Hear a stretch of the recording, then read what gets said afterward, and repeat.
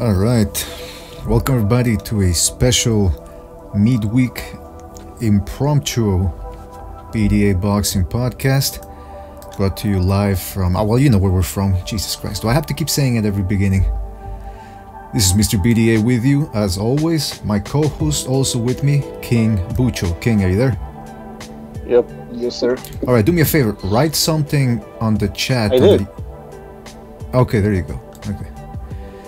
All right, so the reason why we're doing this is the Canelo-Golovkin rematch, or I should say Golovkin-Canelo rematch, because Golovkin is the champion, has just been announced. And I'm going to tell you something, we're going to talk about this. People always want to talk about Golovkin. He's one of the most entertaining fighters out there, and usually it sticks in my craw that we're talking about current fights most of the time, and people always want to bring up Golovkin. So here it is. Finally, we get to talk about Golovkin again, and of course Canelo.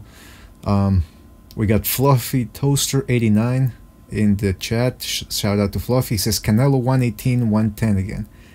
Now I would have to ask you, Fluffy, are you saying it's going to be a legitimate 118, 1010, or are you saying that sort of facetiously, as if to say that he shouldn't have had that decision in the first place? We got Mean Machine Raval. Shout out to Mean Machine. He says, I guess Triple G another year older. Well, he's not a year older technically. I mean, the fight took place in September and it's taking place in May. Actually, now that you mention it, yeah, you're right. It's about what, four months short of a year? KO Matsuda says, BDA, where do you see Triple G going if he were to lose this fight? I'll tell you something. People make too much of losses. The fact of the matter is, KO, that Triple G is a big star. He's an entertaining guy. Fans love him. Depending on how he loses, I don't think it affects him all that much. I mean, what do you think, Bucho? I don't know. Sorry, I have to retweet this the stream on, on Twitter, man. So give me a second. That's okay. Teddy King, shout out to Teddy, says Triple G by late stoppage. Juan Pacheco, shout out to Juan, says, what's up, guys? Cool graphics. Always got some cool shit going on. Thank you, man. We try to do our best here. CMD Boxing, shout out to CMD. He says Golden Boy hopes the rematch brings another draw, and a big one, and I'm not talking about the draw from the judges. Well, I mean, you know, questionable decision aside, I still think this is going to do huge numbers. I mean, why wouldn't it? Controversial decision aside, I don't think most boxing fans are going to go, forget about the rematch, I'm not going to watch it based on the last decision. No, they're going to watch it. We're going to watch it. I mean, we're all boxing fans. We're all degenerate scumbags. We take what we can. So that's the reality. Crucial YGN, shout out to Crucial, says Adelaide Byrd will have it 118, 1010. Let me tell you something. There would be riots if the Nevada State Athletic Commission put her again as one of the judges. Now, they're not crazy enough to do it, but just imagine if they did. How would the boxing world react? Scott Petula, shout out to Scott. By the way, Scott Petula sounds a lot like Scott Bakula. I don't know if you did that on purpose, Scott, but if you did, thumbs up for you, man. He says Adelaide Byrd via armed robbery. You know what? Listen, obviously we don't have any proof that she was paid, but if indeed she was compensated in some way, I'm always curious about exactly how much are they paid. Like, are we talking six figures, or are they content with just $5,000? You know, that's always been something I'm curious about. KO Matsuda says, in your opinion, has Triple G done enough to be in the Hall of Fame? By the way, KO is my actual first name. Haha, imagine that. Imagine if KO was your actual name. Cool. Or maybe it is, because it's something like, what, are you Japanese or something? And if you are Japanese, I need you to answer this question, because we're talking about it in the podcast on Saturday. Are they indeed vending machines where you can get sex toys? Because that's what I read, and obviously I think some people said that, well, you can get sex toys in there, but not, it's not like it's at the local Walmart or anything, you know, it's like in special places. He says, yeah, I'm Japanese. Alright, good for you, man. Mean Machine says, does anybody think Triple G is gonna get the win if he doesn't get the KO? Well, you know what? Let's look at the official announcement from Boxing Scene. Putting it up on the screen right there. A sequel to the most anticipated boxing event in years will arrive on Cinco de Mayo as Lineal and Ring Magazine middleweight champion Canelo Alvarez takes on Gennady Golovkin. The pay-per-view beginning at 8 p.m. Oh, so they're going to start it at 8 p.m. again. That's good. That way... That was... Butch, are you there, by the way? Yep. Okay, did you? They're gonna play the fight at 8 p.m. I mean, the whole pay-per-view starts at 8 p.m. again, which is good, because that way the main event ends at about, what, midnight or something like that? Yeah, that's good. Yeah, I know people on the West Coast are always saying, why are the people on the East Coast such crybabies? Hey, you try staying up till fucking 1:30 in the morning watching a fight. You don't enjoy it as much if you're dead tired. Okay, so the fight taking place in September. The first fight took place, blah, blah, blah. Okay, so here's a quote from Canelo. I am delighted to once again participate in one of the most important boxing events in history. This second fight is for the benefit and pleasure of all fans who desire to see the best fight the best. And I hope Triple G won't have any excuses regarding the judges because I'm coming to knock him out. Didn't he say that the first time as well, Bucho? Yeah, he didn't even try to go for the knockout. Now Triple G says, I'm ready to battle Canelo again and I'm happy he took this fight. This is the fight the world wants. This is the boxing fight this is the fight boxing deserves. He sounds like he's been watching The Dark Knight a little too much, especially the last speech. This is the fight the boxing world deserves. Get the fuck out of here. I didn't agree with some of the judges' decisions in the first fight. This time there will be no doubt I am leaving the ring as the middleweight champion of the world. So there you go. If you want to read more, go to boxingscene.com and read that press release or article. I don't know what it was, but go ahead and check that out. Ko Matsuda says, can you answer my question? Well, can you answer my question, which is more important? It's regarding sex toys. Can you get sex toys in vending machines? And if you can't answer that question, I'm pointing at the door, meaning the door's over there, you can get out. Come in here talking to me like that way. Now, first of all, what was your question? In your opinion, has Triple G done enough to be in the Hall of Fame? I'll defer that to you, Bucho. What do you think? Does he deserve to be in the Hall of Fame? Yeah, 19 defenses of his title. He unified 3 belts. Yeah, of course he deserves to be there. He's almost about to tie Hagler's and Hopkins' record for the most defenses of the middleweight title. Now, listen, maybe I'm too... the bar is too high for me, but he definitely deserves to... He has as good a resume as you can find. He beat most of the available best middleweights. I'm talking guys like Matthew Macklin, Martin Murray, guys who gave previous middleweight king Sergio Martinez very tough fights. And then he took on power punchers like Curtis Stevens and Lemieux, and he not only outboxed them, but stopped them. He took on a young, bigger guy in Daniel Jacobs and beat him. He put his jab. So yeah, he has a good resume, but he lacks... His career so far has been very Mike McCollum-ish. In other words, he's beaten some of the best available opposition for him, but he doesn't have that big name. Now, I know some people are saying, well, what's the use of finding a big name? A guy could suck but have a big name. What does that mean? But come on, Canelo is the consensus number 2 middleweight in the world, or number 1. I mean, technically he's a champ. Golovkin, if he wants to cement his legacy, he has to beat Golovkin. Now, I thought he won the first fight. I think he should have gotten the decision. But he's a Hall of Famer. I mean, if you have Ray Boom Boom Mancini, yeah. Yeah, well, I drank the Italian thing. Yeah, in the Hall of Fame, you have Arturo Gatti there. I mean, you can't put Golovkin. Very good point. Rocky Graziano 19 defenses. And Ignar Johansson is in there. So like I said, my bar for inclusion in the Hall of Fame is a little higher than the International Boxing Hall of Fame is. They set it low quite a while ago. But hey, listen, he's gonna get in. He's one of the darlings. Now, yeah, I'm debating low place on Twitter right now. Right now? A few minutes ago. What's he wrote a comment saying, "Dear boxing fans, my name is Gennady. I've only faced 2 former or current title holders in my career. On May 5th, you will be paying another $70 to watch me stalemate or lose because that is all I can do at this level. If Gennady Golovkin had to be honest with the boxing fans." And then That's where he stopped.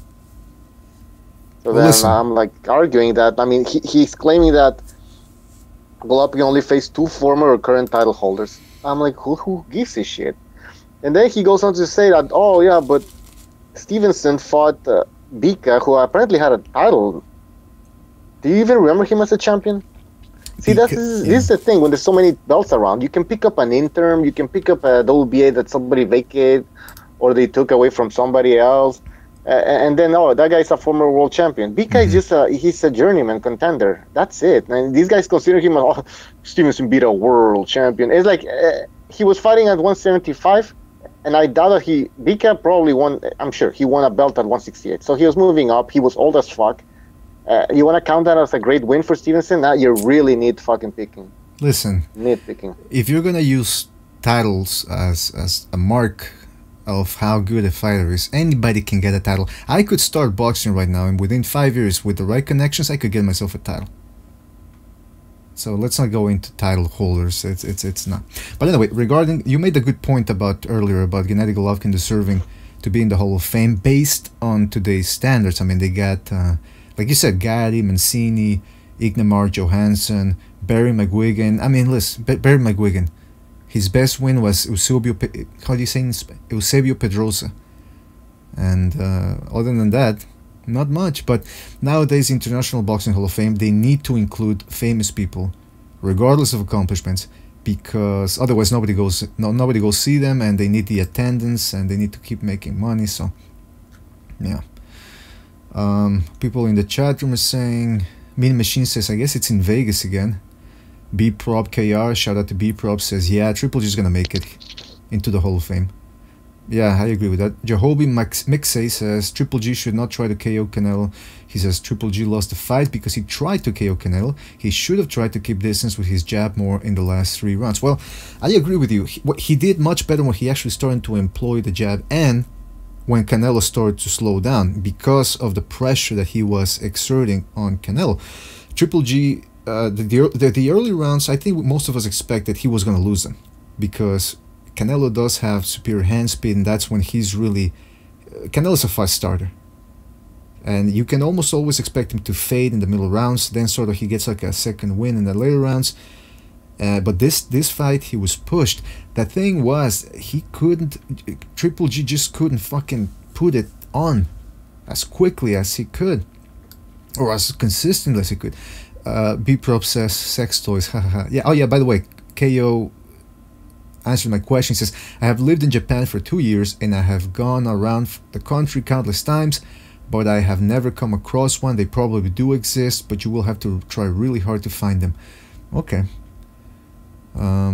Lowplace is in the house. He says, I want a link. Crucial says, BDA, I'd kick your ass at 160. Let's do it. First of all, I'm not fighting at 160. Alright? I'm not a fat ass. I fight at a lean, trim, mean 118 pounds. No, I'm kidding. I'm kidding. I don't weigh. I'm not an AIDS patient. B-Prop KR says, don't count him out. It'll become really hard to listen. What? Don't out him? I don't know what he's saying. I don't know what B-Prop is saying. Boxing Fairy Tale. What's up to Boxing Fairy Tale? Says, hey guys. Gideon Ball. Shout out to Gideon. Says, Canelo. Reverse Lee in the house. Shout out to Reverse. He says, trolling. Alright, so listen, the fight is announced, and you know my policy on Gennady Golovkin talk. Everybody always wants to talk about him. Finally, we get a chance to do it now, despite me hating to talk about Golovkin all the goddamn time, but we gotta do it now, so we're gonna do it. But the thing about Golovkin is this. I said that Canelo's early rounds, his early start, was always going to favor him. But then I just remembered that prior to the fight, I said that Golovkin was going to be very dangerous the first 3 rounds. Because if you look at most of his fights, generally he knocks guys down during the first 3 rounds. 3 or 4 rounds. That's when guys aren't really accustomed to his punching power. They don't see it coming, and they always get dropped. Now, if they make it up, like Curtis Stevens and Lemieux or Jacob, so they can sort of survive a couple more rounds before he finally takes them out. With Canelo, he never got that chance. Canelo was doing a really good job of rolling with the shots, and especially that right hand. So, Bucho, my question to you is, if somebody has to make changes, and as it stands, both guys have to make changes, they could have fought better fights during the first one. Who really needs to do what here? I would say Canelo has to work on his stamina, but I mean, can he at this point? I mean, so many fights, it's always the same with Canelo. He gets fucking tired. Mm-hmm. I mean, against Liam Smith, he can actually get tired because it's completely. I mean, he was just overpowering Liam Smith. He could take a breather and stuff. Mm-hmm, mm-hmm. But against Golovkin, if he would have had more stamina, he probably would have beaten Golovkin. Golovkin just looks old, man. But what should Golovkin do, in my opinion? I know he has to risk this and go to the body. He has to risk, man. Mm-hmm. Abel Sanchez said that they didn't want to go to the body because Golovkin was going to get countered. Mm-hmm. But he had so many opportunities to fucking go to the body when Canelo was on the ropes, and he just didn't go, man. This time he has to go for it because he's not getting a fucking decision. No, he's not gonna get it. What about that great chin though? Like, go fuck it. You got that great chin, you know that. Canelo is too fat. I mean, Canelo's that good, man. Well, hold on. Canelo's that good. Let him talk. Canelo is fast as hell, man. He can counter, man. He's no fucking slapper like. I mean, Adrian Broner has fast hands and counters well, and he stands his ground. Sean Porter didn't hesitate. Yeah, but he has no balls, man, to throw to counter sometimes. Look against Mike Garcia. Bucho, man. He has look, Sean Porter. Yeah, he's broken now. Sean Porter literally just said, "I'm gonna take your body no matter what. This is my skill being imposed on you. You are walking into my weight class. I don't care how fat you are, because Broner's fat, just like Canelo's fat. But Sean Porter broke his body because he didn't give a damn about the counter. He was going to move his head. He's going to be an athlete. But since Gennady Golovkin has learned so many bum-beating tactics, he's learned to throw big, wide hooks and hit people on the top of their head, and they fall over and then stand up and quit. And he's been learned to be praised for that. He'll never be any better. It's just like I said about James DeGale. If you don't tell them the bullshit they're doing and you praise them for the bull crap after robbery, look what happened. He went and fought the same way and he got beat up. And Golovkin's fighting the same way and he can't get a real win. He can't do it. But Canelo's bad enough to lose his stamina. And, nobody can do that to Canelo, by the way. Not even Charlo. To do what? Like, just what you're trying to... You want Golovkin to fight... How do you want Golovkin to fight Canelo? Because to me, it sounds like you want him to, like, go crazy... Hold on. You want him to go... You mentioned Porter. What does that mean? You want him to go in and close the distance like Porter does? Well, he stalks, but Porter found a way to get to the body much better. Porter never fought a guy like Canelo, a counterpuncher like that. It's good. You can't compare Broner with Golovkin. Don't compare Broner. Broner is a counterpuncher. He's a damn good counterpuncher. That's what you do. You overwhelm them. You throw more than one shot. You stay consistent. That fat-ass welterweight Broner never did anything. Well, Canelo's a fat-ass. Let me tell you that. He was good. You're thinking about Broner 135. Fighting midgets and overpowering them. I'm just saying, this is your weight. Canelo's been there. He didn't know anything about the physicality of middleweight. He never fought one. He was fighting Beefy Smith. He was ducking a lot of the junior middleweights.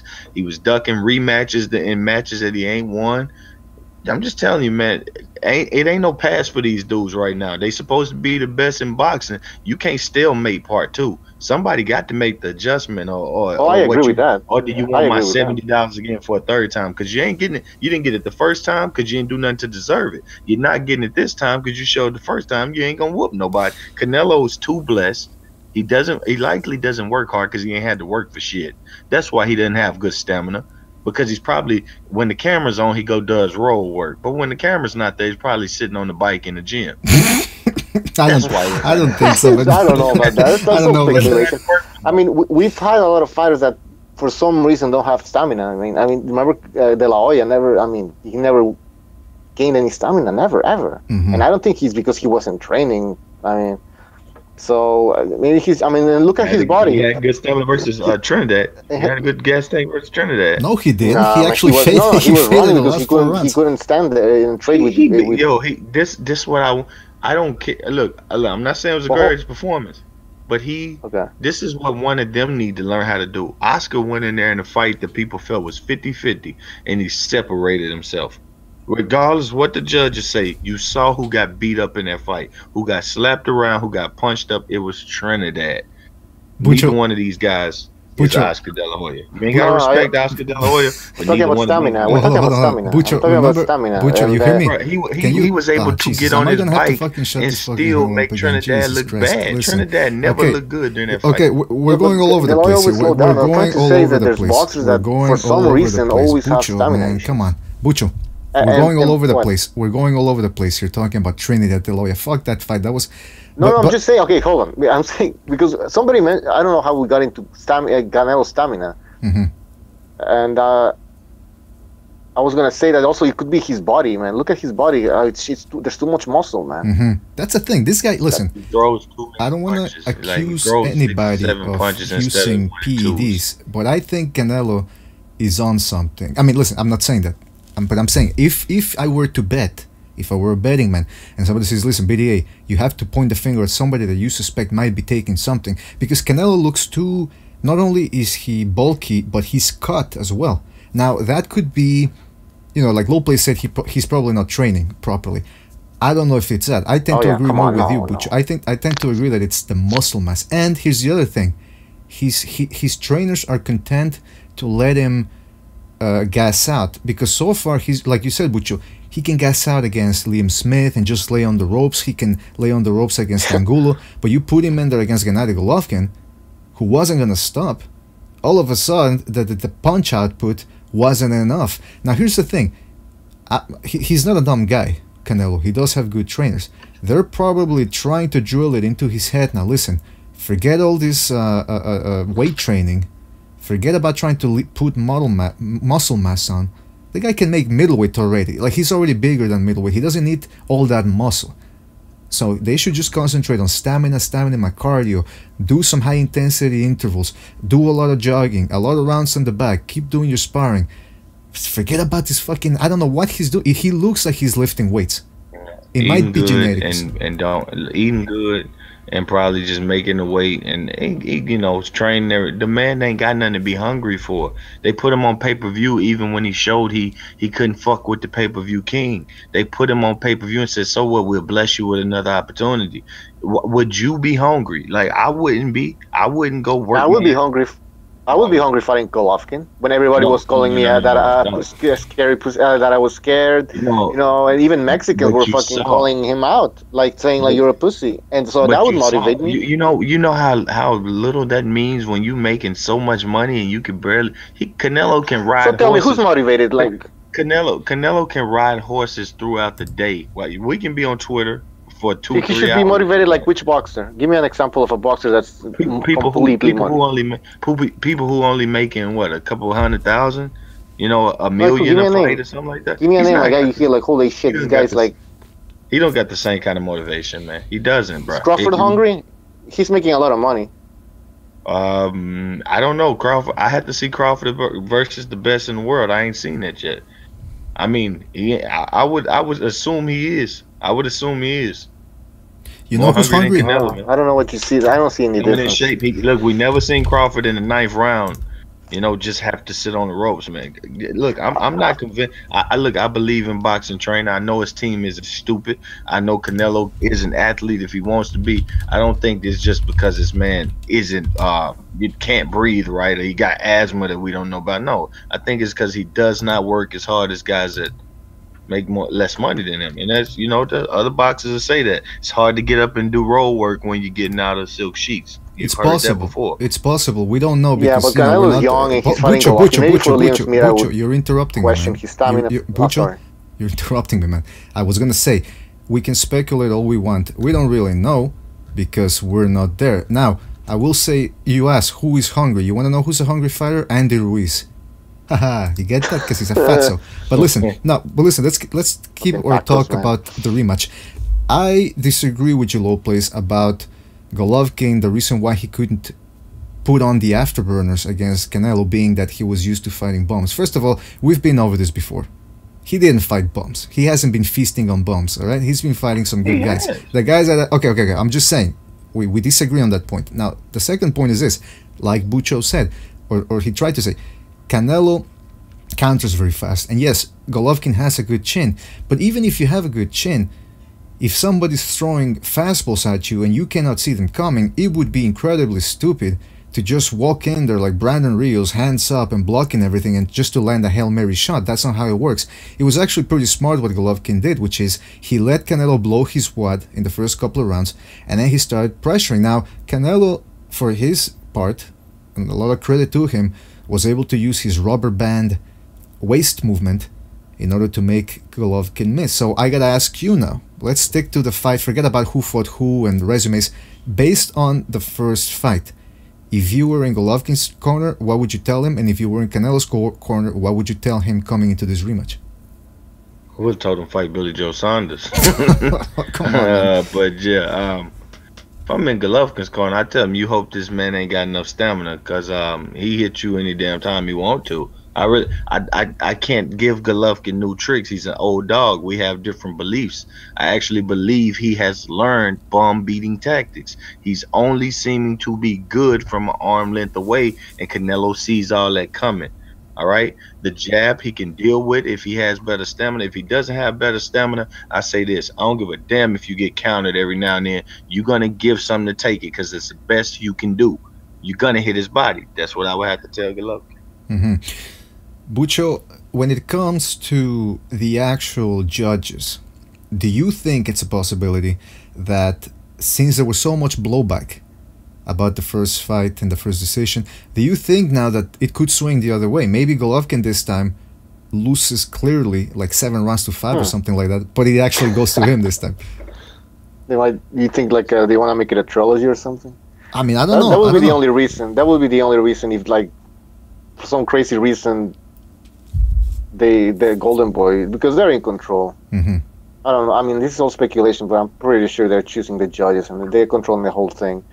But if they wanted to, I mean, they could like take a gamble, go like, well, it doesn't matter if Canelo loses, because then we have a trilogy, and so there's more money to be made. Yeah, because listen, but I doubt it. Sorry. No, that's it. Okay, because think about it. You said Golden Boy is in control. Absolutely, they're in control. But looking at what happened this past Saturday with their HBO card, which turned out to be a dud, they don't really have much names, or a lot of names, for their welterweight contenders. Linares is in a bit of a bind here because he can't fight Mikey Garcia because Mikey Garcia is with the PBC. Matisse, there's all the top welterweights are with the PBC. Canelo is really the big star they have.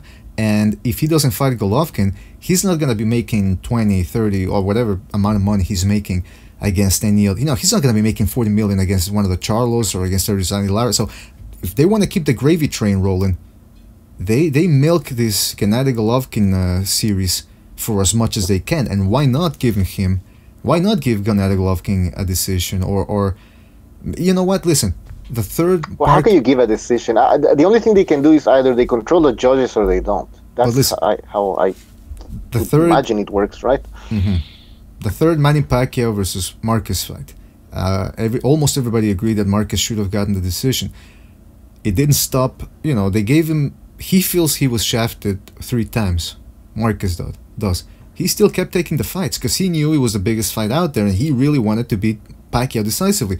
And it's the same thing with Golovkin. Even if they rob him 1,000 times, he's gonna want Canelo again. He's gonna keep coming back for more. Like a fat kid at the buffet table, he's gonna keep coming back for more because it's big money.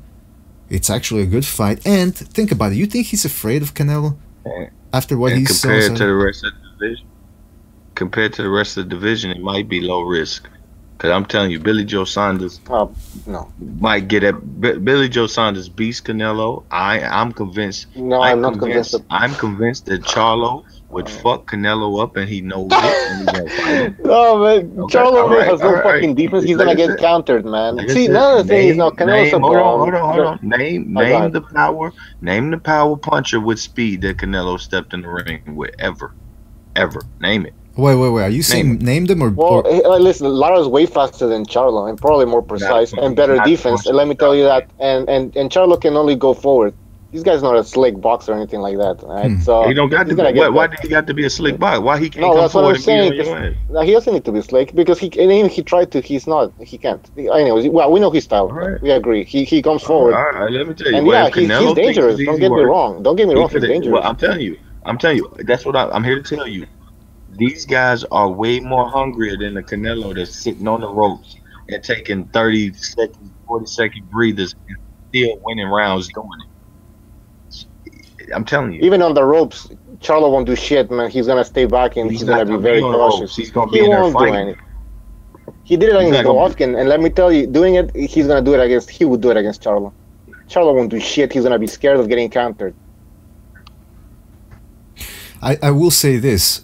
Maybe, because you never know, right? But maybe Billy Joe Saunders could beat Canelo. But if he does beat him, I tell you what, it's not gonna be 12 rounds to nothing like against David Lemieux. I'll tell you that much right now. It just doesn't happen that way.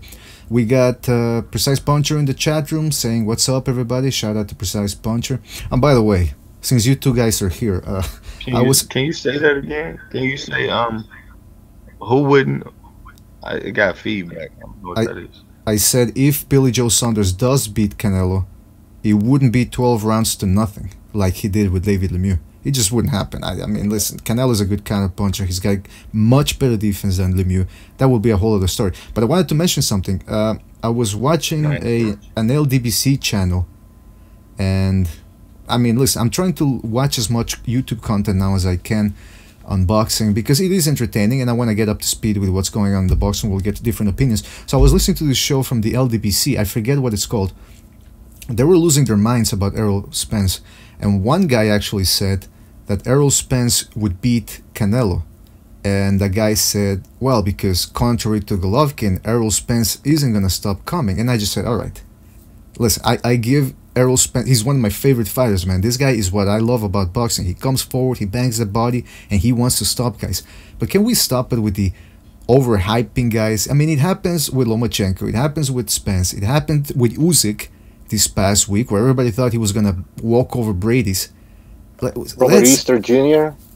or Easter Jr. I mean, Nobody hypes him. A couple of people. Well, not everybody, but you know, not as I won't much say as. he was the greatest thing ever, but they say he was really good. Avery plays bass. Shout out to Avery. Says Billy Joe Saunders could beat Canelo, but it would be just as close as a Triple G fight and even harder to score. Pavel Juslulux says, shout out to Pavel, says Errol, Gino, Tits, Spence. What do you mean by that? Gino Tits? Is that a reference to something he might or might not be taking? Is that what it's all about? My goodness gracious. Alright, so listen. Yo, I want to add something. Y'all hear that feedback? I don't hear any feedback, but I do hear you. I can't hear you all that well. It's like you're going on and off the sound a little bit. Bucho, can you hear it? You can hear your feedback? Yeah, but sometimes I heard feedback from you. But I checked the YouTube feed and it's pretty good. The sound is good over there. So it's probably just us in the Hangouts. What type of feedback, by the way? Right now. What type of feedback? It just went away. Yeah, it's fine now. Okay. Well, what type of feedback was it? Was it like a concert feedback? Echo. Yeah. It just echo. Okay. Ooh, shout out to Said Hamby. He says David Lemieux, hero of Quebec, tabarnak. Dave, Said, I gotta ask you if you can write it in the chat. I don't know. Has David Lemieux made any public appearances since he was trounced by Billy Joe Saunders in his hometown? I'd love to know, man. He was embarrassed. Well, he listen. got embarrassed. Anybody that steps into the ring has my full support, but yeah, if anybody's gonna be embarrassed by something, it should be him. I mean, talk about going in there without a game plan. Kill him. What's that? He said he was gonna kill him. He didn't even fucking lay a hand on him. Yo, this dude, now, that was ridiculous, bro. Here's my the thing. Worst performance I ever seen in my life, almost. Do you think they went in there with a game plan, or did they actually just think, oh, we're just gonna land one punch and we're gonna take him out? Your guess as good as mine, man. I mean, Jesus. I think they can make a good game plan for him. He's just not capable, man. I don't know, man. I don't know. It's a paycheck. He went in there, he got it. I wouldn't make no appearance either. I enjoy my paycheck. Mm-hmm. Absolutely. Listen, he, like I said, I respect anybody that steps into that ring, but if you go in there without a Yeah, game plan, what do you think is going to happen? I wanted to, I wanted to say about Earl Spence Canelo, and this is not the hype Earl Spence, but it's more of an indictment on Canelo. Mm-hmm. I believe he could have a tough fight with Earl Spence. I just Canelo's just he's just not as true as we want to believe he is. Something is wrong there. And Earl Spence, if you know, I had to see him take the punch at 160, but the fact is, if he takes the punch, he's definitely going to outpoint him. He's definitely going to beat him. It just is what it is. He's not going to quit working. Yeah, I want to see that. I want to see Spence just try to walk through fucking Canelo. Mm-hmm. I mean, I'm not saying I want to see him go to man. 60. I'm not saying I want to see him go to 60, but what I am saying is this: Canelo, if he cannot hurt him, just like anybody else, is going to get opened up and he's going to get beat. He get beat in that fight. Okay, but Canelo can't hurt Golovkin, and but that's enough for Golovkin not to go in. Like, you don't need devastating power to make somebody respect you. Golovkin don't have the You just have to be fast. You have to be fast, precise, and have like decent power. And that's it. And I think Canelo has enough power to make Spence respect him. Who closed the gap quicker? And counter argument. But yeah, answer this: Who closed the gap quicker? Canelo? I mean, GGG or Spence? Spence. He goes to the body and then he goes. Oh yeah, he's repetitive. He's gonna get. Listen, a counter punches can cause a lot of trouble to Spence Jr. because he's very predictable. It's the same pattern. He has to mix it up a bit though. That's what Kell Brook tried to do. Tried to start throwing the right hook to counter. He just changed the level. He throw the uppercut to counter. He smothers the uppercut. He was doing pretty good until he started to fade though. I don't know. I don't know about that. He's taking jabs. See. I want to see. We need to see more Spence though. We need to see him against Thurman and Crawford.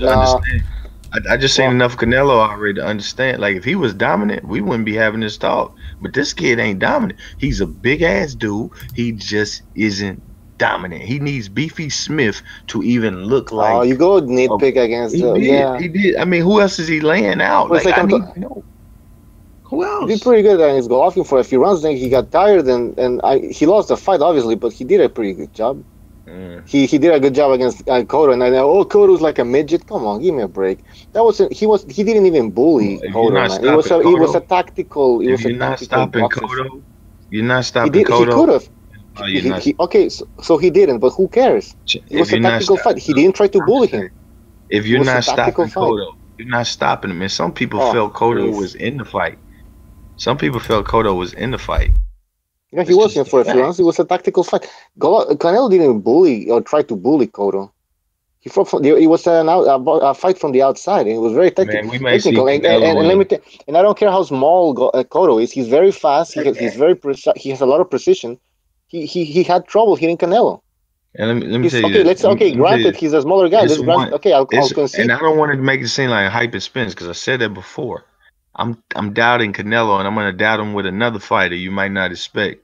I wouldn't doubt that they put Saddam Ali in with him in one or two fights, and I wouldn't doubt that Saddam Ali might stay on his feet the whole damn fight. That's just Canelo Alvarez for you. He is a little bit above average. You know what? You know, Eric Morales said on Spanish ESPN. He said that Canelo could have. He lacks he said sometimes not as hungry. When he fought Cotto, he could have gone for the KO, but he just didn't want to do it. He just decided to cruise it because he was comfortable. See what I mean? See what I mean by not being hungry as other fighters? Well, maybe he was cautious. Well, it's like saying Mayweather is not hungry because he's fucking, very cautious. Yeah, he was also. It's a mentality. Like, do you want to take a risk here? He was also at his fourth weight class. Canelo is at classes that he's ballooning past. Okay, skip. Cotto 31, 35 was like fucking dying there, draining himself because Bob Arum wanted to. So, okay, 3 weight divisions. But then again, the fight was on 155. Cotto is because you're saying Cotto fought in 4 weight divisions, but I don't count 135. What I'm telling you is, if you're going to compare I guess you're comparing a 147-pound, 36-year-old Floyd to a 26-year-old Canelo, and that's already an indictment on Canelo to even get close to Floyd to compare. You have to compare it to the past prime one. That's sad, and Yeah, but that's you don't want sad, to man. That's how give bad credit to he is. Canelo. The fight. What happened in the ring between Canelo and Cotto? It was very technical, a technical fight. You cannot tell me that you Yeah, he weren't beat up on a surprised. I mean, he hurt what? He hurt Cotto less than Saddam Ali did. Well, I mean, You what only am I you're supposed? only looking Like at he was power. supposed to Look win the at fight. everything else. Look at everything He else. was Why are you only supposed to win the focusing on fight. power? Like you're nitpicking now. Like power. Cotto had been Does beaten Canelo by have good Trump. defense? Do you see any good defense Cotto would against have been Cotto? beaten by Trump. Cotto had ducked the entire world. Okay, he had ducked. He wouldn't fight 54. He's not fighting it for a reason because he would have been out. He was looking for a money fight. It is How what was it is. I Canelo's respect. defense? All right. I How? respect Cotto. I respect Cotto, but he does not belong above 54. Barely belongs at 54.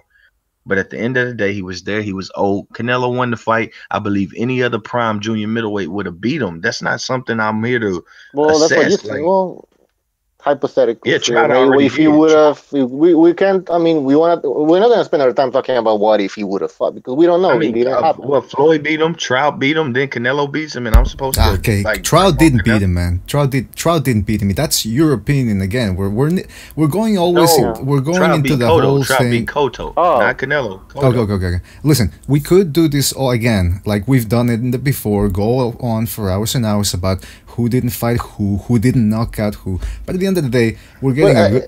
What? Lopez not looking like he only lose. Oh, he didn't knock out Cotto or old Cotto, midget Cotto. Like that's it. Fuck that fight. Like okay, look at the defensive moves that Canelo showed us in that fight.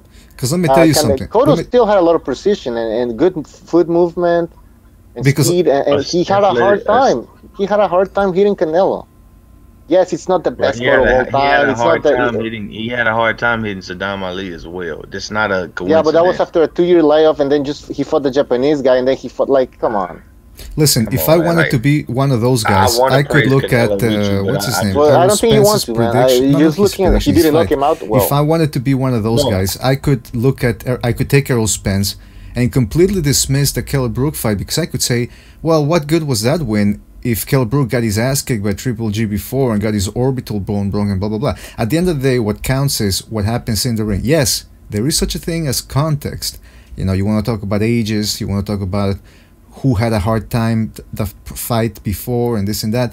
But we're looking at two guys in Gennady Golovkin and Canelo Alvarez who did show a lot of skill. I mean, there's a guy on Instagram, I forget his name. If somebody in the chat can remind me, but this is a guy who posts little snippets of fights, about like 3-minute videos or sometimes 15-second GIFs of fights, and he was showing some clips of the Canelo Golovkin fight in slow motion. Let me tell you something, if you look at that fight and you think there was no skill involved in there, high level, high intensity, high octane skill, you really don't know what you're watching. So we're getting a good fight again, a rematch. Now here's my question.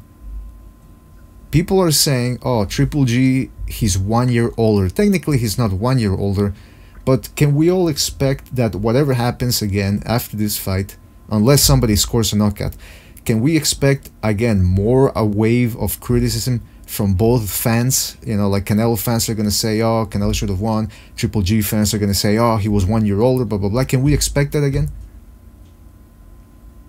Yeah, of course, everything's set for that. I mean, yeah, there's gonna be people claiming that the judges were bought, that because this fight's going to a decision. Mm-hmm. There's no knockout. There's no stoppage going on here. So yeah, expect that. There's a lot of variables at play here, and they can all be used as excuses, and they will be used as excuses. If Canelo didn't have the bad stamina, I'll be honest with you, he could stop. He could stop a lot of people if he didn't have that issue. But I don't think he's gonna be hungry enough to change it. I think he's gonna get his payday, and if all things come to all things, he knows 7 to 5 is coming. He knows it. Like if all things come to all things, and this is what it is. I would say, don't fight him. Make your own self a king, because it's full of shit right now. It's bull crap. He's too blessed. You don't have to work for nothing. I don't know. I might just want to take my own path beyond him, around him. I don't know. Well, I will say this. about Canelo, another thing that he has problems with is cutting off the ring. He's not a good pressure fighter. That's why you don't see him stopping guys, that's stopping the guys that he should most of the time. I mean, listen, you can't act like a retard and just jump on him, because you saw what happened to Liam Smith, who did try to really keep the pressure on. He got countered and dropped. Kirkland, who again fights the same way all the time, just straight ahead, non-stop punching. He was doing a good job of trying to tire Canelo out, but that's the problem with Canelo. If you just go all out, he's gonna catch you with something. Now, if Golovkin wanted to, the first 3 rounds he was having problems with Canelo's hand speed. Once Canelo started slowing down, Triple G started to put on the pressure. Maybe, and I don't know if this is a good idea or not, but maybe he should actually just make Canelo come to him, or maybe that wouldn't work, because Canelo, even if he's tired, does have faster hands than Golovkin. So I don't know what Golovkin should do in this situation, but needless to say, needless to say, Canelo, he doesn't do well when guys give him angles and don't give him the openings. He's not a Julio Cesar Chavez type guy. He's gonna play the same way as the first fight, almost. Mm-hmm.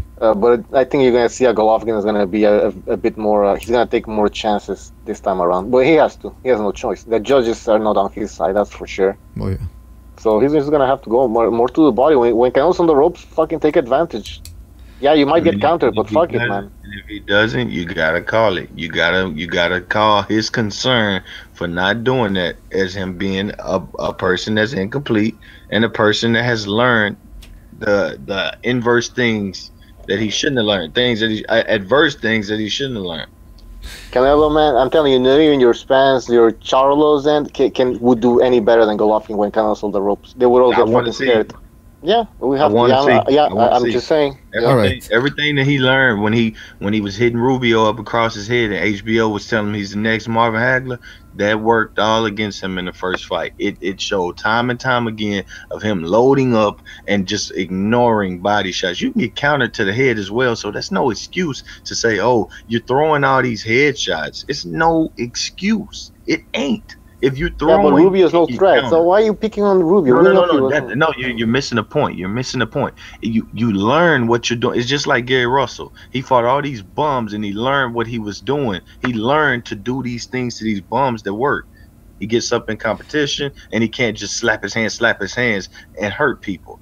And then he's no longer successful. Same things, man. But you are wrong when you say that. Things. Okay, when you say that a guy is just as open going upstairs, that's not technically true, because of the angle of the body shot, guys are more open to shots on top of the chin, on top of the head, and especially uppercuts. So if you do go to the body, you are more open for his shots. And Gennady Golovkin, he did try to go to the body, especially when Canelo was getting tight. You're only thinking about head shots, though. If you open your arms up and go to the head, you're now opening your rib cage, your liver, wherever you want, wherever I want to hit you, it's going to. Canelo's a good body puncher, he's a good head puncher. He's equally good at both. Yeah, but the point was that if you're opening, you're countable anyway, and he counters good to the body. He can do that. So I'm not saying the only place that you can be hit is the chin. I mean, if you open up you open downstairs and open up top, no, he has a full target like any other fighter, and Golovkin cannot make that excuse. Listen, if you're the best in the world, there's so many other people that have fought counter punchers and they have hit their bodies. You have no excuse. Canelo is not the greatest counter puncher in the world. That's the thing, because you are saying you're accusing Golovkin of having been incomplete and not going to the body, and you're saying he should have because Canelo is not that great. I'm here telling you that that's where you're wrong. Canelo is a good counter puncher, and that's why Golovkin wasn't going to the body. And I know I'm not going to be able to change your mind, and again, I can't. Maybe that's not what happened. Maybe I'm wrong, because I can't go into Gennady Golovkin's mind anymore. I used to be able to do it. I can't do it anymore. But from what I saw in that ring and the way Gennady Golovkin was hesitating to just walk in like a retard and just wailing shots, he was getting countered, man. But anyway, listen, we will agree to disagree on this one. I want to read a couple of comments. You know something else you do? What's that? You know something else you do if you go to the body with that defense Canelo has? Even if you miss the body shot, you're pounding his arms. and he's already got bad stamina and starts to push his punches because of that. So you start beating up on his elbows, his wrists, his damn his shoulder, anything you're hitting, biceps, tricep, you're doing good work. You turn something down, and you understand you can't maybe win a decision. That's what you want to go with. Cool. Well, the way you start to break them down is to do things of that nature. But once again, maybe there's just a failure of the Eastern European boxing school that a lot of these guys don't go to the body a lot. A lot of these guys, like my guy Usyk, maybe that's it. They prepared to be amateurs. Some of them are paid to be amateurs. Maybe that's it. And they don't get rewarded for body punching in amateurs. Maybe that's it. Maybe, man. But I will agree, and I've said that before as well. Like making the investment of just hitting anything, shoulder, top of the head, elbows. Because listen, when you're wearing 10-ounce gloves in there, any type of shot's gonna cause a form of pain. It doesn't matter if it break. It doesn't necessarily have to break the elbow. Like who was it? Fitzsimmons, I think. One of those guys from the 20s or 30s. He used to hit people onto the elbow, and he would actually fracture bones. I'm not saying you have to fracture bones, but like you said, it starts wearing out the muscle. It starts wearing out the ligament. And a guy like you said, a guy like Canelo, who doesn't have great stamina. Then again, he does have big muscles, and I think that might help to absorb shots, even though guys have told me that the size of arms has nothing to do with a good guard. But I disagree with that. I think having big muscles does help with having a good guard. But anyway, listen, I gotta read the comments real quick here. BPropKR says, when Triple G hit Canelo on the back, the ref warned him that he would take a point for hitting on the back. The Fight Scout says, Cleefus McDonald, no shit, because Cleefus McDonald said, I ain't buying the rematch. Being jacked once before, ain't doing that again. The Shepherd of Sons said, Nelo is a damn good counterpuncher. Precise says, LP should train Triple G. BPropKR says, Lopez should be a pro boxer. Well, I mean, listen, just because he's not a pro boxer or a pro coach, that doesn't mean he can't give his opinion. I'm not a professional fighter either. I mean, that doesn't stop me from giving my opinion. Pavel says, in American boxing, Jesus, the comments are coming in fast.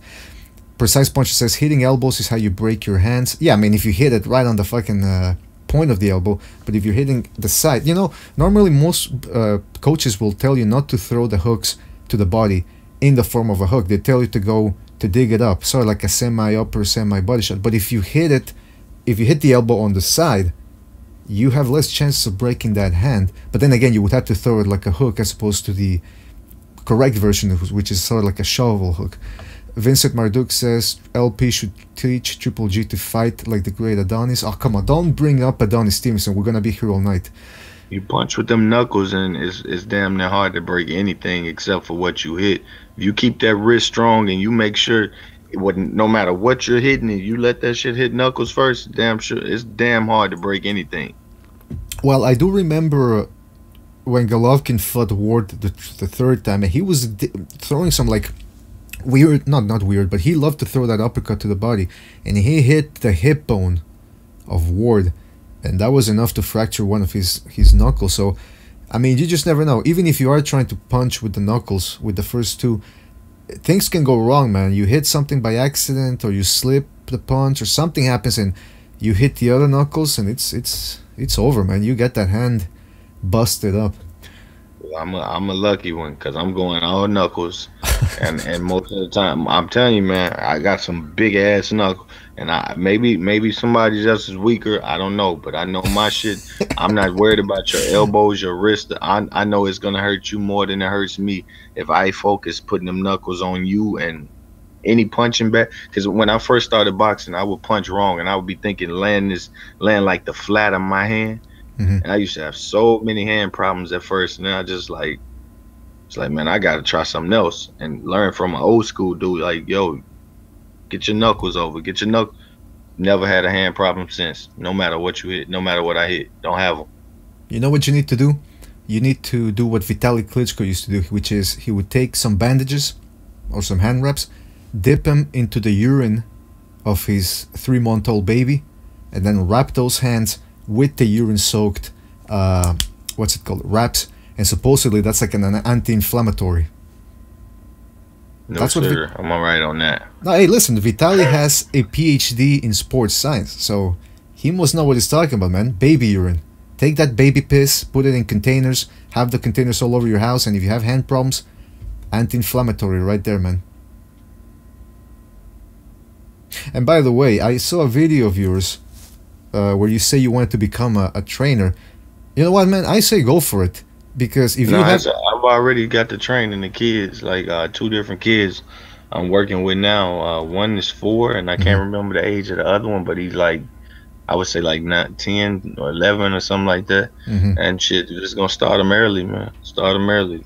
Teach them self-defense, if anything. There you go, man. Yeah, because like I said, if you have the time and you like doing it, fuck, why not, man? And here's the benefit.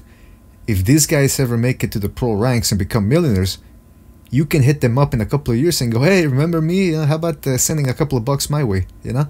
You never know. I'll be right there with it, probably, man. I'll still be right there with it. Well, hopefully, I love it that much.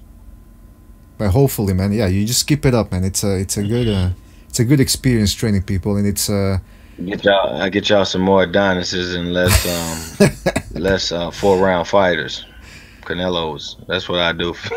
And if they are gonna be a 4-round fight, I'm gonna make sure they get the fight over in 4 rounds. Well, there you go. That's and all I'm saying. Try to get us more Errol Spences. You know, we don't need this whole tapping, and running away type shit. Yeah. In the chat room, I get that style sometimes though. Like if a guy is up in his weight classes and he ain't belonging there, but he's older and he's fragile, I get that shit. I get it. At that point, I leave it up to the opponent to like, yo, you younger, you hungrier, you stronger, go break that bitch. And if you can't, it must be something great about him. And that's about the only time I can respect it. If you at your first or second weight class and you 25 years old and I see you just hightailing it around the ring every fight, I could get it. At once in a while you get an opponent that's tough and he making you move, but most of the time you on somebody's ass and you banging them. Now I can respect that, but other than that, if you're doing the Miguel Vasquez every fight, I can't deal with it. Yeah, man. Listen, sometimes guys, depending on the Bucho, I don't have the soundboard on. I forgot to plug it in. So I'm just letting you know. But anyway, what I wanted to say about the styles, you know, they say that that everybody is born with a different type of character, not a personality, a character, meaning some people are less prone to anxiety, some people are more calm, some people are more prone to anger and this and that. And I think it's the same thing with boxing styles. I think depending on your character, that has a lot to do with the style that you employ in boxing, because I've seen people coming into boxing gyms and they start fighting, and you know, 5 years later they're high-level amateurs and they have the same style that they started with, because some people are just more comfortable being the counterpuncher. Some people are actually more comfortable going in there and creating opportunities and banging away. Some guys love to slug it out. Some guys love to get hit. I say that? Yeah. It's like you're working at Walmart. Boxing ain't working at Walmart. You just can't be the cashier. You know what I'm saying? Boxing is a sport you can go in there and you get yourself fucked up and hurt if you ain't complete. So once you learn one thing, you need to be on to the next. You need to be learning on the fly. You need to be getting a lot of it in you. That's how I look at it, man. Like, you need to know how to cut the ring off. You need to know how to pivot around somebody, lateral movements, several different things. You just can't say, wake up and say, I got one style. Unless you just great, nah, man, nah. Well, that's the thing. Not everybody can fight different styles. And now I know you don't like Bernard Hopkins, but Bernard Hopkins, depending on the fighter he was taken on, he could actually change his style. So, for example, when he usually fought fast-handed guys who could actually hurt him, like Roy Jones, Chad Dawson, he would employ, or Joe Calzaghe, he would employ that awful style of his, which was just one punch at a time clinch, one punch at a time clinch. But when he fought guys like, you know, Tarver or Kelly Pavlik, guys that he was faster than and who he was actually able to, you know, basic guys who just throw 1-2s, he would actually be the slick counterpuncher and actually be more offensively open. So, or when he fought William Joppy, who was a shorter guy but who couldn't really hurt him, Hopkins fought a lot on the inside and turned the guy into a goblin. I mean, Joppy's face after that fight, he looked like the Elephant Man. So that's what I liked about Hopkins, was that he was multidimensional It's just as once he got old, he started to rely too much on that first style that I mentioned, which was one punch clinch, one punch clinch. But you're right. It's. Boy, this chat hates perfection, boy. They hate perfection. Who? Jesus Christ. Who hates perfection? This chat, boy. I tell you, they can't stand me. But the fact is, I picked tons of fights right over and over and over again. Over and over and over again. Know a lot about boxing. They can't stand it, but hey, it is what it is. Mm-hmm. Well, hey, listen, you just keep doing what you're doing, man, and you're the type of guy that. Yeah, Ego's videos every time I was looking at his cap collection. I can't deal with Ego. I ain't got no time for Ego.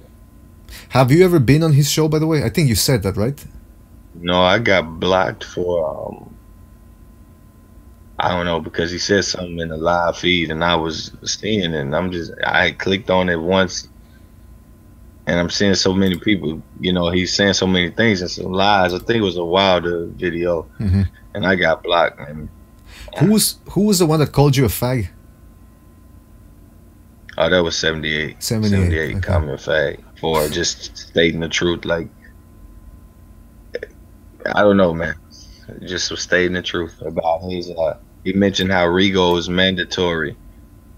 Was the reason Rigondeaux isn't successful. When Rigondeaux mandatory ducked. Then I was like, well, you got a dynasty and got ducked by 2-3 mandatories now, and you called him a bitch in the last video. So it's like, where's the consistency? And he's like, get on his bitch. I'm like, oh yeah. Listen, don't, if somebody doesn't want you in their chat or in their hangout or whatever it is, you got no time to be wasting over there. I'm reading the comments here. Vincent Marduk says, shake my head with the chickens and fanboy. Okay, Sean Newton says, everyone is blocked, yet he has 50,000 subs. Yeah, that's the thing. Sean mentioned that in one of his videos about how the guy has, I think he has more than 50,000 subscribers, and yet you look at his videos as on average, he has 1,000 or 2,000. So where are the other 90,000? I mean, I don't know. It's just swim weird. But listen, hey, if he's doing well and he has that many subscribers, good for him. And I can't criticize the guy. But again, it's a little weird. Sean Newton says the LDBC and the N68 are obsessed with homosexuality. Hey, but wait a minute. We talk about homosexuality too, man. There's nothing wrong with that. But then again, my girlfriend and I watch.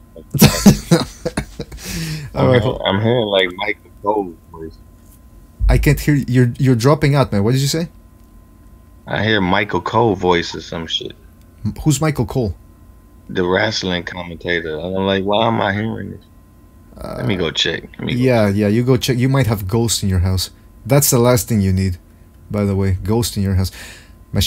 Mean Machine says, wow, low plays actually use consistency. Oh, come on. Why is everybody up on low plays? I'm telling you, low plays, hey, everybody loves to hate on the guy. But then again, you gotta come in here and give him a piece of... But then again, he loves to hate on every other boxer that he doesn't like. Speaking of Canelo and Golovkin, let's get back to that, because we do have to end this soon. This was just a little mini podcast just to talk about the Canelo rematch against Golovkin. Bucho, man, let me tell you something. First of all, I want a good undercard for this one. Okay, I want a good undercard because... Yeah, that's true. And I didn't even think about the undercard. Well, they haven't even... They still have about 4 months to iron that out. But I want a good fight. I don't want, Jojo Diaz against some bum. I don't want to see Diego De La Hoya against... I mean, actually, the Diego De La Hoya fight wasn't bad. But it has to be something competitive, man.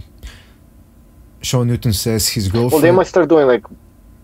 Oh, go ahead. His girlfriend is watching WWE with Rousey. Oh, yeah, by the way, did you hear that Rousey's now with the WWE? Yeah. The fuck? That sucks, man. But how... She's not even that tall, man. So how's that's gonna work? You know what I'd love to see? I don't know how tall she is, and I don't know how that's gonna work out, but... but remember a fucking long time ago, Trish... Stratus? WWE... Yeah, what about her? Yeah. She was like short too. But that's the thing. Listen, she had big boobs, though. Exactly, that's what I was gonna say. They hire these girls because they're hot, and Ronda Rousey is not. Yeah. I mean, let's face it. Even when she's dolled up, and especially when she weighs in for fights, when she's all dehydrated and everything, that's when her body looks her best. But even then, her face, that permanent scowl she has on her face, nah, it doesn't do it for me. She's not, I'm not saying she's ugly, or maybe I would say that, but listen, I don't know what's going on with her in the WWE. You have to be hot if you want to be a WWE female wrestler, and Ronda Rousey is not hot. But listen, good for her. She didn't want to fight anymore. She really couldn't make it into movies anymore, because the reason why people were offering her movie roles was because they thought she was invincible. But now she's found something else. She's gonna make a couple of bucks, so good for her. Keep it up. As long as she doesn't fall into that hole of, after that wrestling, there's nothing left, so she has to go into reality TV, and after reality TV she has to go into porn. No, I hope that doesn't happen to her. So I hope she does well with the wrestling. Sean Newton says Rousey looks pretty good at the weigh-in. That's what I'm saying, that the body's not bad when she's drained, but when she's in between fights and she's walking around outside 7-Eleven with a bunch of snacks, nah, not my thing. The Fight Scout says Rousey is a beast. Well, I guess you could take that a different number of ways. Juan Pacheco says, okay, can GB fix scale so Canelo comes in heavier? Also, no IBF, 10-pound limit for next day weighing for Golovkin. Anybody know? The IBF said that they got rid of it for these unification bouts. Okay, Bucho, because I don't follow titles. Who has which titles here? For which fight? For the Canelo-Golovkin fight. Well, the WBA, IBF, and WBC. Well, Canelo has that feud with the WBC. Okay. So, I don't know if that's gonna be on the line. But hold on. So Canelo has the WBC, no, the WBA, the IBF, and the W. No, Canelo doesn't have thing. He has a lineal. He has a ring magazine belt, I think. Okay, and so Golovkin has everything except the WBC. Yeah. Okay, yeah. Except the WBO. Okay, so Jehobi is saying, he answered my questions. Well, WBA, WBC, IBO, and IBF. Don't count the IBO. We already have enough titles here. Well, then I guess you're gonna hate me for asking who has the NABF middleweight title. That's what I want. That's North American. You mean the WBF? No, the NABF. NABF. I want to know who has it. That's the most important one. We live in the American continent, so we have to know this type of shit. Some guy whose name is 3 asterisks says, you're bugging. Ronda looks good when she's nice and hydrated, and a couple of extra pounds she looks sick and drained. Okay, you know what? Let's go to the pictures. Let's go with from some angles she looks okay sometimes, but she's average looking, in my opinion. Not even. I think she's below average, man. Well, let's go with the visual proof. I guess she's better looking than most of those female fighters. But that's it. So she's good looking in relative terms. Okay, this might not be a good angle, but I mean, this is when she showed up apparently for the WWE event with the Rowdy Piper type shirt under there. Look, I mean, I know she's looking sideways. Yeah, listen, I'm not saying she's ugly, but when people say she's hot, I gotta wonder what they're watching. Yeah, she's okay. She's nothing great. Oh, I tell you, by the way, Precise on it's on the Hangouts. Oh, Precise, what's up, man? Not much. All right, man. Well, listen, the rematch was just announced. I don't know if you heard, but some people were saying that they would rather see Errol Spence against Triple G. We'll talk about that some other time. But what are your thoughts on this Canelo Triple G rematch? Sad day for boxing. Why would you say that, man? Well, I mean, like you were saying, it left a bad taste in everybody's mouth. Mm-hmm. Even the Canelo fans who thought that Canelo won. No, I mean, it's going to be a good fight, I suppose. It's really Triple G's cashing out, I suppose, and I can't blame him. But as a fan, if I had it my way, he should have just said, fuck you, Canelo, and moved on. But I understand he wants the money, and, I just hope he steps it up, because what he did, even though I thought he won the fight, it wasn't enough. So, in the rematch, it's even less likely for them to give it to him, because he's on his way out, and Canelo is, he's the future. So you already know, everybody already knows. So it's like, well, we could sit there and enjoy what's likely to be a very good fight, but I don't know. I don't really get excited about these fights that there's not gonna be, you know, fair judging, and there's these huge A-sided advantages and shit. I see. This is what I don't get. Like people saying 2017 was such a great year for boxing when it was just kind of fucking average. You know what I mean? Like there were some nice matchups and shit, but I didn't think it was that great. You know what I mean? But hey, you know, it's a good fight. I'm sure I'm gonna enjoy watching the fight, and then we're all gonna be pissed off at the end because, well, you know, you already know. So it's like mixed feelings, basically, is what I'm saying. Mixed feelings. You knew it was gonna happen, and here it is. So hey, enjoy. Yeah, listen, I understand where you're coming from. When a fight like that, especially, you know, we've seen robberies multiple times before, and when it happened, the moment it happened, I remember thinking, I'm not surprised. You know, like I wasn't surprised. I knew this was one of the few times where most people had called it. Everybody that said if Golovkin doesn't knock Canelo out, he's not getting the decision, and it was true. So I understand why you're looking at this as you know, with ambivalence. Because, you know, at the end of the day, you're not expecting a great fight, especially based off the first fight. It wasn't the most entertaining fight, but I'm looking forward to it because there is a possibility that somebody finally gets a unanimous decision or makes a definitive statement regarding the fight. Worst case scenario, let me tell you something. Like I told Bucho and Lopez, even if Triple G gets robbed again, he's gonna come back for a third fight, and Golden Boy is gonna make that third fight. These people know that it's the biggest fight in boxing, and if they can milk it and stretch it out to like a 5-fight series, they're gonna do it. This fight, Golovkin is always gonna come back to the table for more, because it's a big money fight. He can't make that same amount of money with anybody else. Same thing for Canelo. So it's just gonna keep on fighting, man, happening. Yeah, I mean, I guess I was in denial about it for a while, but in this Canelo fight, you know, I saw some serious signs of decline from Golovkin, and you should expect more of that in this next fight. He hasn't been as active as he likes to be, and you know, he is going to be what, 35, 36 now, and he looks it. You know, he's just not the same fighter anymore. I don't know, maybe it was the big stage and he was nervous or something and he looked stiff, but it's, you know, as a Golovkin fan, it's kind of bittersweet for him to finally get these big fights that we've always wanted, while at the same time he's no longer the same guy. That, you know, he doesn't have the speed, he doesn't have the agility, he doesn't have the foot speed that he did even in the Brook fight, but maybe even earlier than that, you know what I mean? So it's kind of like we're getting the fights we wanted, but it's not the fighter that should have been in those fights. And even though I said that Canelo didn't wait out Golovkin in the first fight because he was still the underdog going in, you know, this looks like it's going to turn out to be maybe even a trilogy. So in the grand scheme of things, yeah, he really did wait him out. And it's just kind of lame how everyone's just like, you know, all of a sudden they want Golovkin, but when he was looking for the fight, nobody wanted it. But now that he's been not exposed, but it has been shown by some guys that he is not the same guy anymore. Now everyone's lining up, and you know, now Golovkin is ducking them. He's just like, fuck all of you. I'm just making my money, and I hope he does that. I hope he fights Canelo, and if he loses, you know, I don't really see a point of him continuing, you know, because he's just gonna cash out and right out into the sunset. So it is what it is.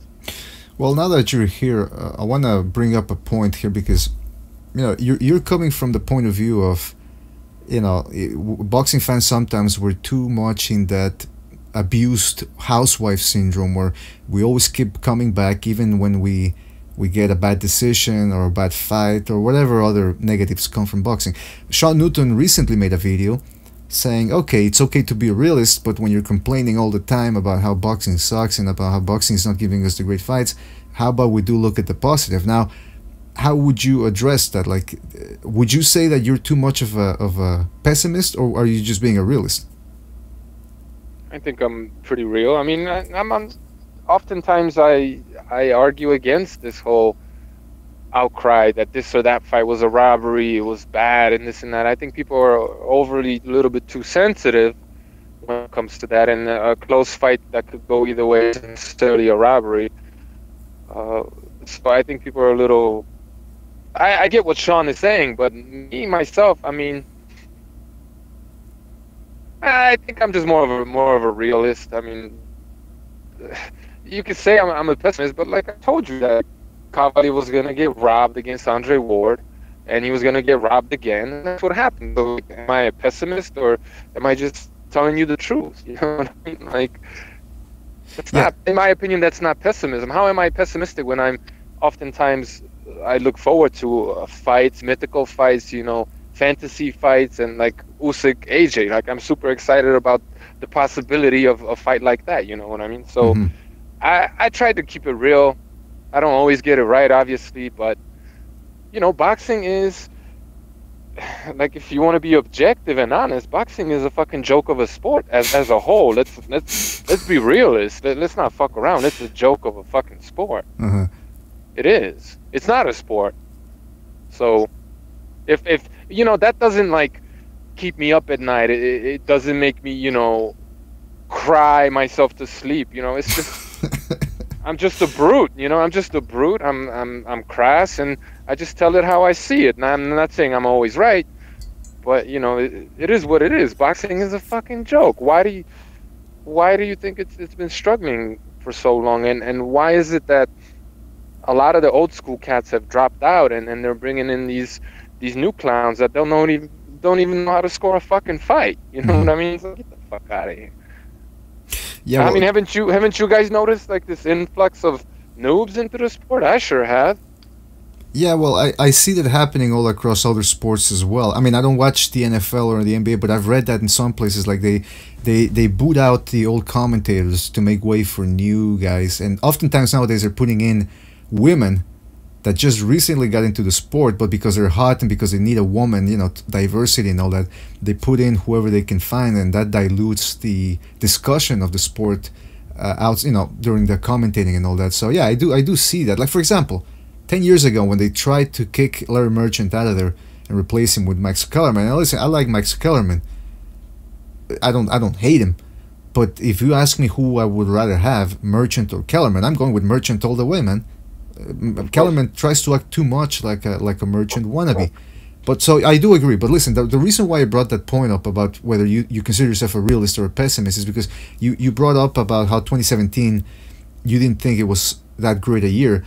You know, some people say it was one of the best years of recent times, but you're coming at it from the point of view of, well, maybe I'm asking you. I should ask you this: like, do you look at 2017 and go, okay, that should be the standard for every year? You know what I mean? Like, we shouldn't be overhyping it as this great. Okay, exactly. Yeah. You know, not to bring up that fucking bum in Canada, but it's a good example. Fucking Adonis Stevenson is finally doing what he's supposed to be doing, and he's getting praised. Deontay Wilder is doing something he should have been doing 5 years ago, and people are like, give him credit. What the fuck am I giving him credit for? He should have been doing this 5 years ago. You know what I mean?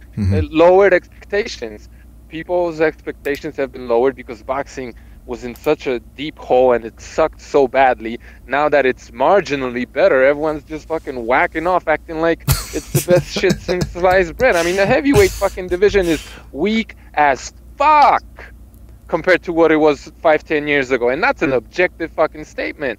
But it's only because, you know, it's something different and it's something new. It's something that speaks my language. It looks a little bit like me, so it's a great division. No, the heavyweight division isn't any more excited. There are different people that are excited about it. It's just a different demographic that's tuning into it, and they're happy that the Klitschkos are gone. And that's just an example, you know what I mean? But like, 2017 was a year full of mismatches. What 50-50 fights did we get? Honestly, like, what 50-50 fights did we get besides Canelo Triple G turned out to be basically a 50-50 fight. I mean, maybe not quite, but it was very competitive. And we got some competitive fights, but it was mostly big names and huge mismatches, wasn't it? Well, I mean, you guys tell me if I'm wrong. Like, tell me what 50-50 fights did we get? Well, just based off the top of my head, I thought the Errol Spence Kell Brook fight was pretty hard to pick. I mean, depending on if Kell Brook was fresh. Yeah. Like, okay, Klitschko. It was a good. Yeah, you're right. Like Klitschko versus Joshua coming in, that was seen as a 50-50 fight. I don't know if you saw it that way. Was that? I don't know. Didn't Klitschko, wasn't he coming off from like the 1 year layoff or something? Yeah, but what I'm saying is Yeah, most. 50-50 is a high standard. If the favorite is only 2-1 favorite, hey, that's a great fight. Don't get me Okay, wrong. okay, okay. I'm not expecting a 50-50 fight every time. But go like Klitschko, Joshua. Yeah, it was a good fight. It was an exciting fight. It wasn't the best fight ever. I mean, come on, Joshua was a dead man for 6 rounds and didn't do shit. So Mhm. it wasn't a great fight by any means. Just got excited because they love Joshua. Let's keep it real. And that stoppage would have been ridiculed by everybody 5 years ago in boxing. Like no one would have accepted that stoppage 5 years ago. And me, as someone who's watched boxing a little bit longer than 5 years, like to me, it was a slap in the fucking face. That was a fixed fight, man. And you can say, hey, I'm a pessimist or whatever.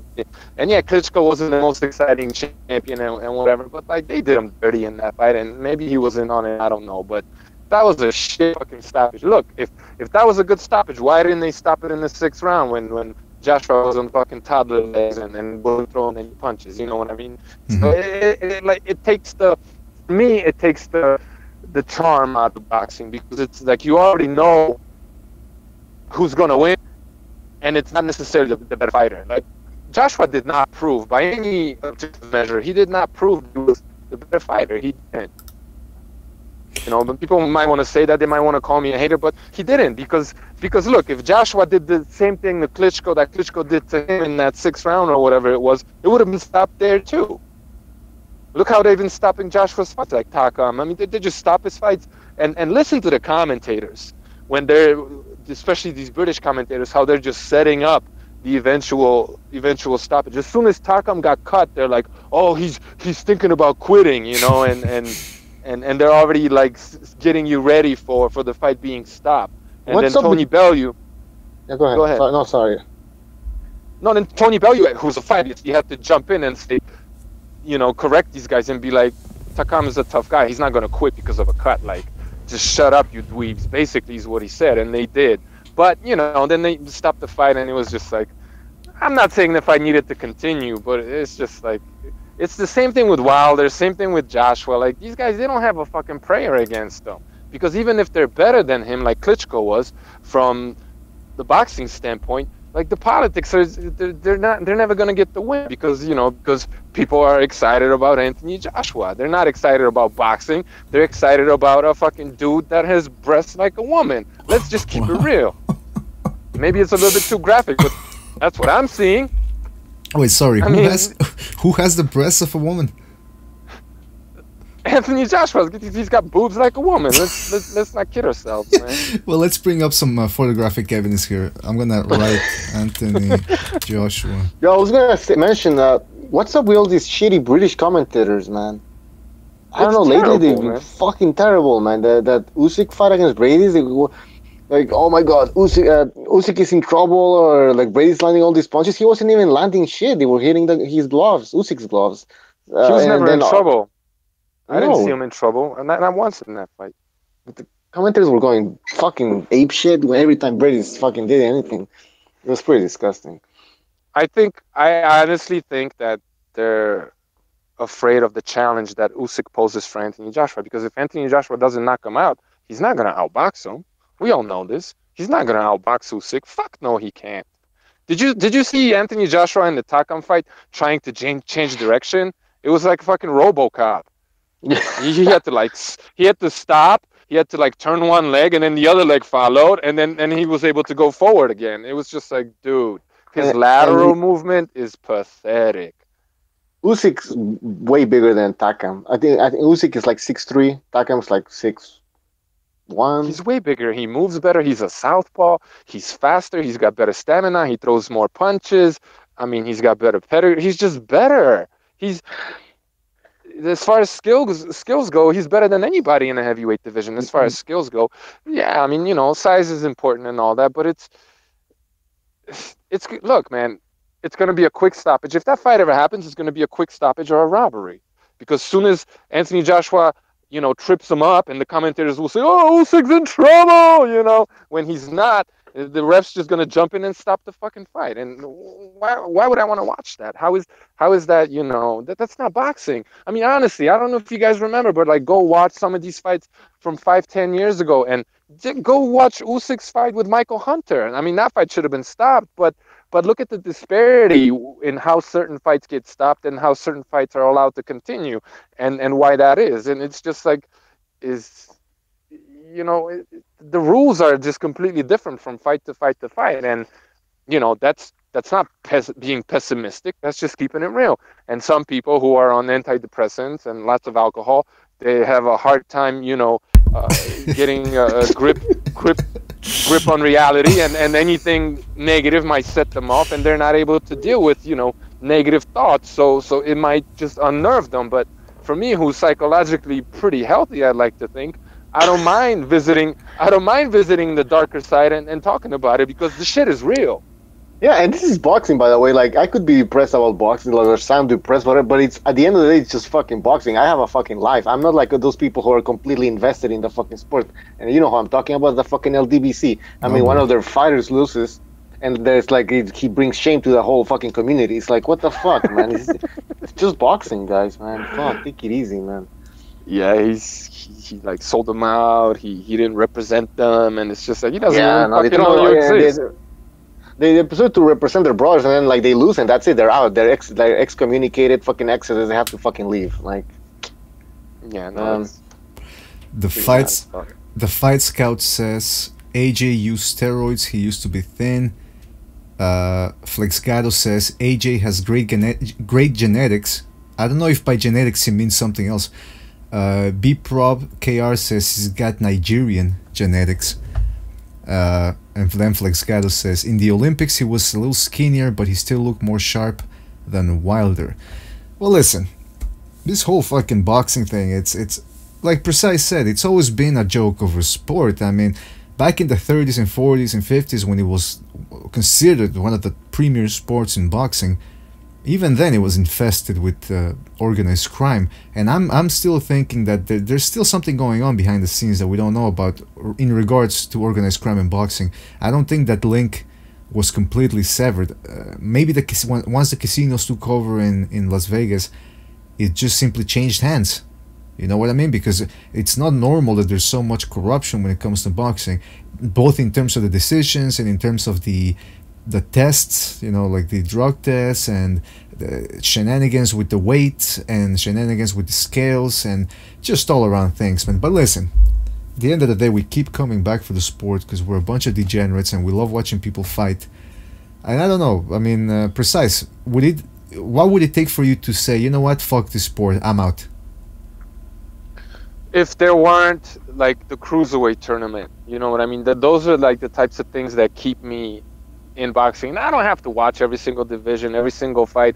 I just pick the good and I kind of try to ignore all the bad, you know what I mean? I'll poke fun at stuff and I'll talk about things where I feel like people aren't really getting it, you know what I mean? When it's so obvious to me sometimes. But as long as they're always, some 50-50 fight, competitive fights where I truly don't know who wins the fight and it's a challenge trying to predict, as long as we get that, as long as once in a while there is like the tournament we're having right now, those are the types of things that keep me watching. But once it becomes full on like what's happening with AJ or Josh or Wilder, that is, once it really becomes like every division is like the welterweight division, once it gets to that point, I mean, then I don't see a point in watching it anymore, you know what I mean? Because it's a fucking joke. Like, the welterweight division is so talented, but it's a fucking joke. Well, I will say this, man. One of the nice things that's going on right now with boxing is that the economy isn't all that great, especially in the United States. Nowadays, people are cutting the cord, meaning they're canceling their cable subscriptions. A lot of people are using the internet now to watch their favorite shows. A lot of people stream fights nowadays. So if these people want us to keep watching boxing, they really do need to make the best fights. Otherwise, people don't buy that. Like, for example, Canelo. They would put him in against Liam Smith and Khan and all these other guys, and they weren't making the numbers they expected. Even the Golovkin fight, I think they were expecting a little more than what they had. So if they want to keep keep us interested and keep us entertained, they're gonna have to eventually go back to what boxing used to be, which is more the best fights more often. And I think we might see that. Maybe I don't know. I don't know. I hope. I'm hoping. Flexgado says boxing is dying. MMA is soon to take over, but I will be a boxing fan till that. Well, let me tell you this. Let me address that. This whole MMA is gonna take over thing started when the UFC really started to gain notoriety. I'm talking maybe circa 2005 to 2011. That was when you had George St. Pierre, Matt Hughes, Chuck Liddell, Brock Lesnar. These guys were pulling in good numbers. Now, the baseline sort of set, and you're not seeing that many stars. Like I said, Ronda Rousey, she's over at the professional wrestling now. Conor McGregor, he doesn't want to fight for anything less than 20 mil because he got that taste of that boxing money, and he doesn't want to go back fighting for scraps. John Jones is a cokehead. He's not going to be coming back to MMA anytime soon. What's his name? The Mexican guy. Velasquez, yeah. Cain Velasquez. He's always injured. So right now the UFC has a problem. The UFC is the face of MMA.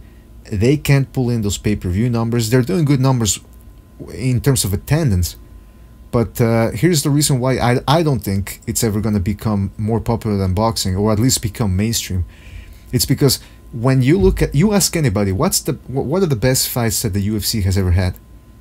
I guarantee you, most of the fights people mention, I'm willing to say 95% of those fights were good because the guys were standing up. Once the fight hits the ground, Joe and Jane Miss America, they don't care about jiu-jitsu and wrestling. They want to see people throwing punches, throwing kicks, throwing knees, and they want to see knockouts. So that's why the MMA will never be more popular than boxing. And if it does become more popular than boxing, I guarantee you it will never be mainstream. It will never be as popular as the NFL. It's going to be like the NFL. Yeah, that's what they were saying. You want to compare the NFL with the FIFA World Cup or any other soccer tournament? Mm-hmm. And that's also the reason why boxing will never be mainstream again, because there's just the NFLs out there, NBA, baseball. Those are things that people can understand more, and there's actually a certain amount of fairness. There's a national organization organizing the whole thing, a ruling, over it. Boxing, it's just bunch of state athletic commissions, different promoters. The fighters don't want to fight each other because there were different promoters, bad decisions, boring fights sometimes, or sometimes fights that people see as boring because they don't understand what's going on. So fighting sports now, it's not going to become mainstream again, or like it once used to be. But it could be better. It could be more popular if it was managed better. But then again, that's a point for another show. Sean Newton says the guy who just won the heavyweight isn't a draw and he beat the Hope. Yeah, what's his name? Miocic. This is a Croatian guy. He's knocking people out, but people don't want to see him because again they also want to be entertained by the antics that goes on outside of the ring. The UFC are known for having more drug fails. Yeah, that is true. Why do the UFC guys get caught more often than boxers? Because they're serious about cleaning up the sport. They really are serious about that. It's no joke. And from what I don't know too much about it, but it seems to me like they're really serious about it, because you see USADA getting involved and you see all these fighters' physiques just kind of deflate, and all of a sudden they have that dad bod instead of Adonis, you know what I mean? And you're just like, oh shit, that guy's off the drugs. So yeah, but I get who pays for the fees for the tests? It's the UFC, right? As a company, I guess. Yeah, I'm pretty sure. Well, the fighters really, when you really break it down, it comes out of their paycheck. It always does. Okay, yeah, but yeah. But yeah, technically.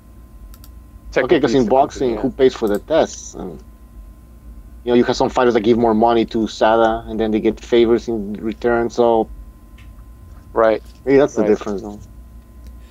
I'm gonna put up a picture. Yeah, go ahead. I'm gonna put up a picture of Vitor Belfort before testosterone. No, after when he was using testosterone. It's incredible. And afterwards, 5-year difference, and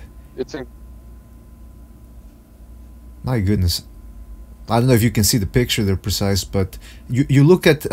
I'll describe it for you if you're not saying it. I've seen it. I know what you're talking about. I've seen it before. His traps look way smaller. I read somewhere, and I don't know if this is true, but they say that if you're juicing, for some reason your traps tend to grow faster or not faster, but really significant, even if you're not working them all that much. Is that true? Like, have you ever heard that? That what? That if you're juicing, for some reason your traps, they grow quicker, even if you don't work them all that much. That's because there's more. Yeah, but because starting from your neck down, there's more androgen receptors in your upper body, and as you go down, there are less of them. So if you're taking anabolics, I don't know exactly the biology or the chemistry, but there's more receptors in the muscles closer to your brain, meaning that if you don't like do more leg days, for example, you're gonna look way off balance if you're on roids, if you don't like pick up your leg workouts, because there's less receptors in your legs than there is in your traps. So that's the dead giveaway, is because there is the most androgen receptors. They're most responsive to steroids is your traps. So that's like a dead giveaway, right?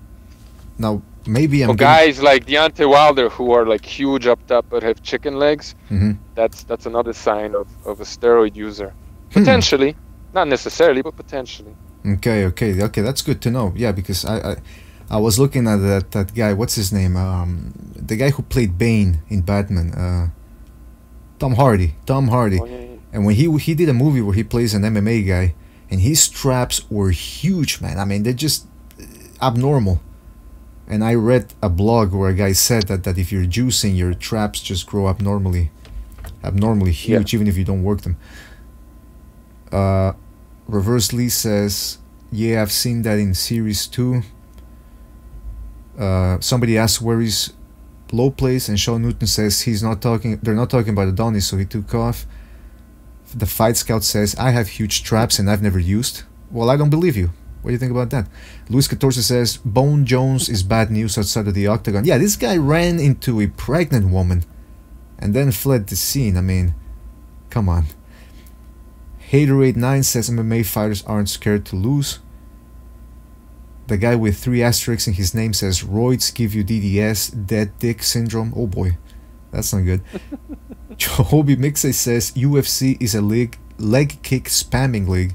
Shit is annoying. You know what I hate about the UFC and MMA is when they go to the ground and they start hitting with the elbows, and all of a sudden that one elbow, boom, opens up a huge fucking cut and the fight is over. Like, they should outlaw those elbows. Yeah, remember in Pride FC the elbows weren't allowed. Exactly, yeah. Yeah, I would rather see a guy getting kicked in the face even when he's down, like a soccer kicks.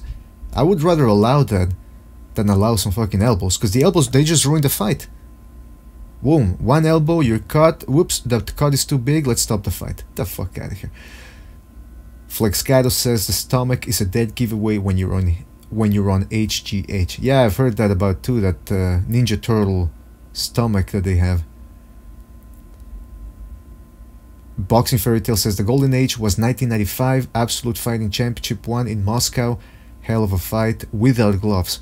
But that's the thing. Fights without gloves don't necessarily. Then they don't necessarily make for better fights, because if you're breaking your hands, you're gonna throw them less. That's why you saw in fights pre-Marcus of Queensberry, there was a lot of wrestling and a lot of clinching, because they didn't want to punch all that much. Alright, so listen guys, I know, okay, Precise, I know you're not looking forward to the Golovkin-Canelo fight all that much, but if you were in each guy's corner, let's say simultaneously, you could be in each other's corners, what advice would you give Canelo, and what advice would you give Golovkin? Realistically, since I know you think that Golovkin's legs are shot, like, so what type of thing do you think they can realistically do to change the fight, the rematch? I would tell Canelo to do exactly what he did and just make small changes, but exactly what he did in the first fight, and, you know, maybe watch the tape and see where he had success and try to do more of that, watch where he didn't have success and do less of that, but very minute changes to Canelo, because he's not the one who has to adjust, really, because of politics. We understand that. And as far as Triple G, I would just tell him to go balls out, man. Either box his ass, let him come to you, like I think you might have mentioned earlier, just box him, let him come to you and box him, and if that's not working because he's faster and all that, just fucking go after him and either knock him out or get knocked out. Well, that's the thing. I was saying that hypothetically, I was wondering what would happen if he made Canelo come to him, because Canelo is not the greatest at coming forward. But then Lopez was saying that he's not happy with either fighter. He doesn't think they're all that good, and he was lambasting Golovkin for not just going all out and going after Canelo. Now Bucho and me, we told him, listen, he couldn't jump on Canelo because Canelo was counterpunching very well, and Golovkin knew that if he went in there responsibly, he was gonna get hit. Do you still think though that it might be a better idea for him to open up just a tad more, especially to the body? Yeah, but I think he should try to use his reach advantage and sit back and jab and go to the body with the long right hand, maybe, you know what I mean? But have Canelo come to you and walk him into some shots. Just jab his fucking head off. And going to the body. Look, we all know Triple G's a good, very good, one of the best body punchers when he is. And without even really taking a look at the fight, I could honestly tell you that the reason why he didn't go to the body is probably because of what Canelo was doing. Okay, well, there's nothing that I can say, you can say, or Lopez can say to Triple G about boxing that he doesn't already know. Okay, so we're just fucking armchair critics, and if Triple G didn't go to the body, well, it's because he was in on the fix, which I don't believe, or it was the things that Canelo was doing. And as somebody pointed out in the chat room, and I heard Abel Sanchez say this in an interview, when Golovkin threw that long right hand to the body and Canelo kind of gave his back away, gave his back up, and he effectively landed an illegal punch, even though it wasn't his fault. He got warned by the referee, and Sanchez says that that's when he kind of was cautious about going to the body, which kind of when those punches from outside. But once you're up close to Canelo, yeah, he likes to move his upper body and twist and turn, and fighters don't generally get warned for those shots when the other guy is, you know, giving up his back. But Canelo's a protective fighter, so I can understand that a little bit. But at the same time, if Triple G opens up to the body, he opens himself up to uppercuts from Canelo, and he's damn good at really quick counter uppercuts off the ropes, you know. So, and like, yeah, he should go to the body, but that might get him the knockout or get him knocked out. You know what I mean? But I think he should try to box him from distance, and if that's not working, just go fucking balls out. That's what I told. You know what I mean? Yeah, I agree. I told Lopez, listen, the guy can't just go to the body whenever he wants or however he wants, because Canelo does have pretty good counterpunching, but you know, he wants to see somebody get knocked out. But then again, that might not be such a bad expectation, because again, if Gennady Golovkin does not knock Canelo out, he's not getting that decision. Now, real quickly, like I asked Bucho before, do you think that maybe since there was so much outcry regarding the decision, maybe this time the judges are watching something else, and even if Canelo wins this time, maybe they give the decision to Golovkin? Do you think that's a possibility? No, I think Canelo can only do better, and Triple G can maybe, hopefully, do as well as he did before. I mean, look, Canelo's the young guy. He's the younger guy. Golovkin is the older guy that hasn't been as active as he wants to be, and he's been, to me, progressively looking worse. So I can't expect him to look better now that he's going to be a year or so older, and Canelo's going to be he's still getting better. So I'm expecting a much closer fight this time around, and I actually think that Canelo might legitimately win this fight. But if he does, no way they give it to Triple G, unless, I mean, they're really banking on that fucking trilogy, which fucking anything could happen, I suppose, you know. But then that's just gonna be a complete and utter joke, because the guy that should have won the first time didn't get it, and then the second time the guy that should have got the other guy didn't get it, even though he should have. It's just gonna look real bad. It's just gonna. Well, it would be the first. It's just gonna look like a complete fix. Yeah, go ahead. No, yeah, I'm just saying it wouldn't be the first time that they did some. Because even, like, for example, Holyfield versus Lewis, the first decision is considered one of the worst decisions ever. That a lot of people thought Lewis should have gotten it. And then they did it again, a rematch, and now some people thought Holyfield should have gotten the win, and he didn't. They ended up giving it to Lewis, and other people thought that they gave it to Lewis because of what happened in the first one. So I mean, listen, like I told you before, nothing would surprise me in the boxing ring. But now here's the other thing. You're expecting Golovkin to look worse, right? Yeah. Okay. Well, do you think that, because like Sean Newton is saying in the chat, he says he needs to throw more uppercuts. He did throw a pretty sweet step, he stepped to his right and then threw a left hook, a left uppercut, a really connected flush on Canelo's face. Do you think opening up with the uppercuts could make a difference, or that just leaves him open for counter hooks from Canelo? Like, again, armchair critics, and maybe Sean's right. I don't know, but I guarantee you, every time Triple G had the opportunity to throw an uppercut, he went for it. And if he didn't, it's because he saw something else that was more advantageous, or he no longer has the reflexes and maybe no longer trusts his reflexes just a little bit, to a point where I'm not saying he can't pull the trigger, but there maybe are instances where he already can't. You know what I mean? So it's like, it's easy for us to say, well, do this, do that.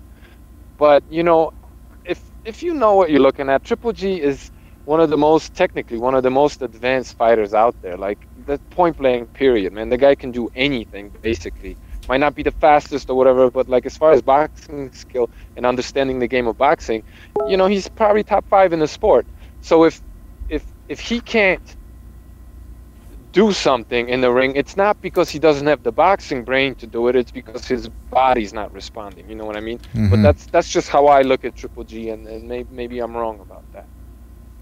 No, you're not wrong about that. I mean, I think that's the standard logical progression here. I mean, as time goes by, Canelo stands to stay in his prime, while Gennady Golovkin starts getting older. So I mean, listen, it's happening. It's not out of the question for Gennady Golovkin to make some changes, or maybe even land a shot that changes things completely for him. But I'm still looking forward to this fight. It's a big fight. If they stack it with a good undercard, I'm gonna be watching. I'm not looking at this as if it's a bad thing for boxing. The first decision, yes, it was awful, but like you and I know that it was gonna happen. The rematch, everybody knew. Too much money. Still the biggest fight in boxing right now, and I wouldn't be surprised if they make a trilogy or even a quadruple, 4 fights out of this. Well, but then some of the belts are gonna probably have to be vacated because there are all these mandatories creeping up, and yeah, I mean, I'm sure you could pay step aside money and all that, but well, we'll see what happens. But Charlo is a Mando, and I'm sure there are other guys coming up in the ranks who are just gonna want a piece of that too. So we'll see. Yeah, we'll see. We will see. And let me tell you something. I don't care about those fucking titles. I don't care about the titles. I just want to see the best fights possible. And as boxing fans, we kind of determine who's the best in the division. But that's the conundrum with Canelo is he's got the linear title, but I don't think he's the best middleweight in the world. I still think Gennady Golovkin is the best of the lot. Yeah. Until you beat him, he has to be, right? Exactly. But as far as the whole lineal thing goes, I mean, it's become such bullshit in recent years, because it used to be credible and it was respected. But now you have the transnational boxing board, and then you have the Ring magazine, which really isn't lineal, and the whole lineal picture. I don't think they've been really sticking to the rules anymore, and it's just so confusing. Like, you no longer really. They don't seem to. That tradition has been broken, in my opinion, and now it's just like whatever's clever, right? Like whatever. I don't really feel like getting into the whole conversation, but yeah, like the transnational. I just checked the other day. Transnational no longer has Canelo as the lineal, and I don't know why. He didn't lose, but he's no longer the lineal champion. So it's like, okay, well, who gives a fuck what you think? You know what I mean?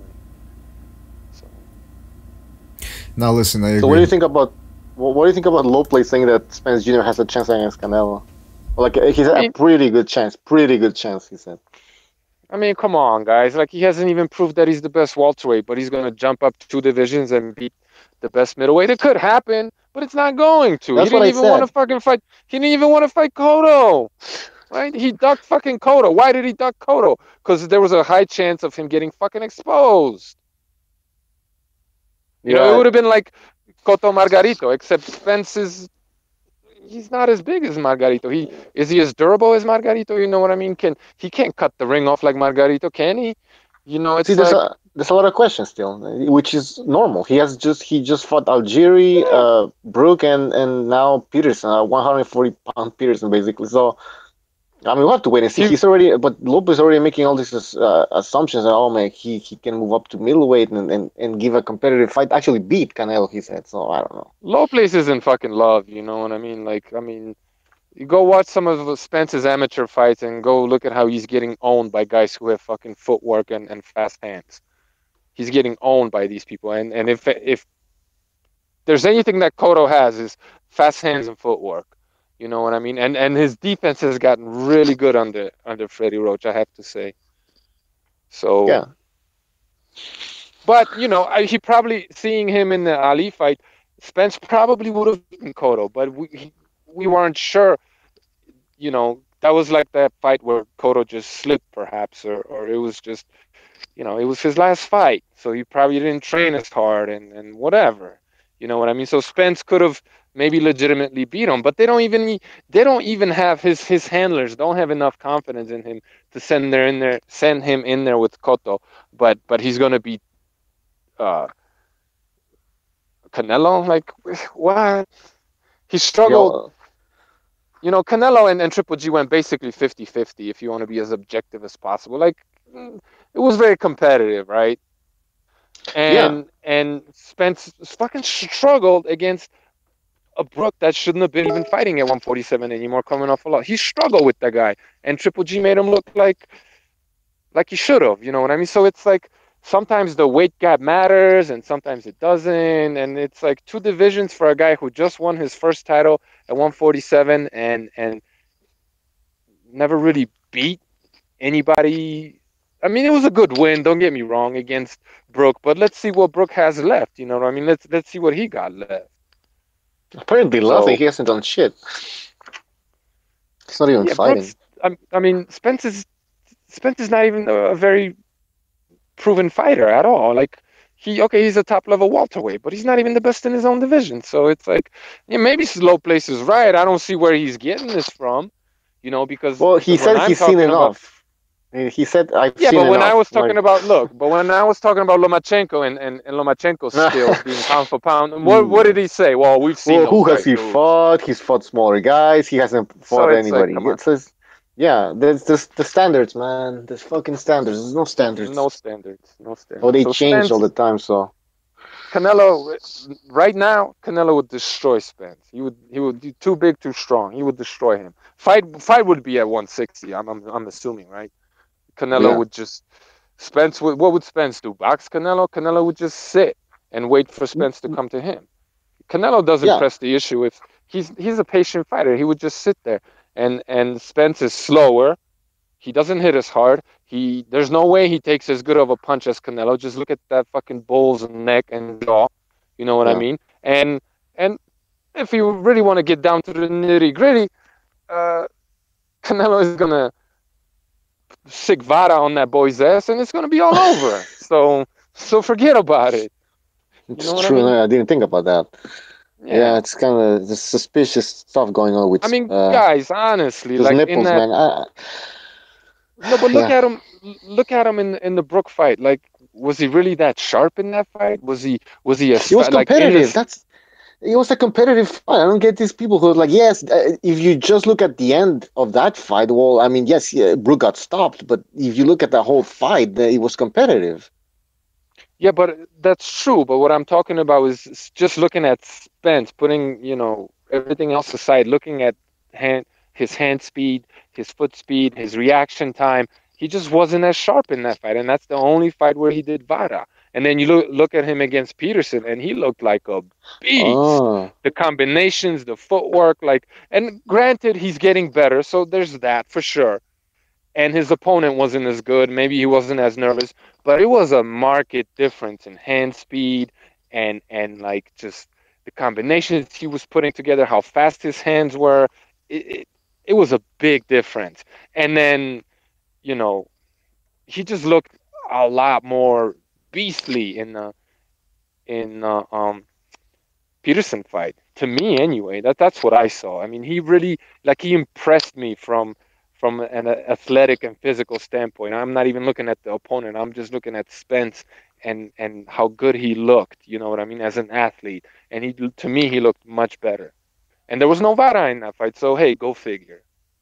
You know what I mean? And Brooke was adamant about testing Spence, and it was this big whole thing. And that was the only time he ever got tested by Vara. So, you know, and I don't mean to be picking on Spence, because I believe everybody is suspect and most likely doing something. So it is what it is. But now when you're predicting fights and you have a clear A side and a B side, you have to take this nonsense into account. You really do. Yeah, that makes a difference. It does make a difference, absolutely, man. Especially, yeah, that's the unfair thing about it. If one guy can afford those special treats and another guy can't, you know, this is in baseball, you know, somebody could get killed in there. But anyway, you know, to be fair, maybe Peterson was on something as well. It wouldn't be the first time. But anyway, look, guys. Probably, yeah. Yeah, I don't know. But listen, I want to thank you, Precise, for being on. I want to thank Low Place as well for having been on. We gotta go. We'll do another one of these probably on Wednesday to talk about what happened on Saturday. Of course, Precise, I know I keep bringing it up, but you have that bet with Low Place regarding the Gassiev-Dorticos fight. At least I was talking to people on Saturday after you left, and people are still split 50-50 on that fight, man. So it's in the public side, at least, it's not a sure thing that either guy gets this win. Oh, well, one of them will. Well, exactly, yeah, but one of them will. But what I'm saying is, you're not starting to get the jitters, are you? No, not at all. I think people have a Cuban fetish, and they're not going to learn until they learn. They do. I mean, come on, let's be honest, if I may. One last thing. Let's be honest. Like, who was the greatest?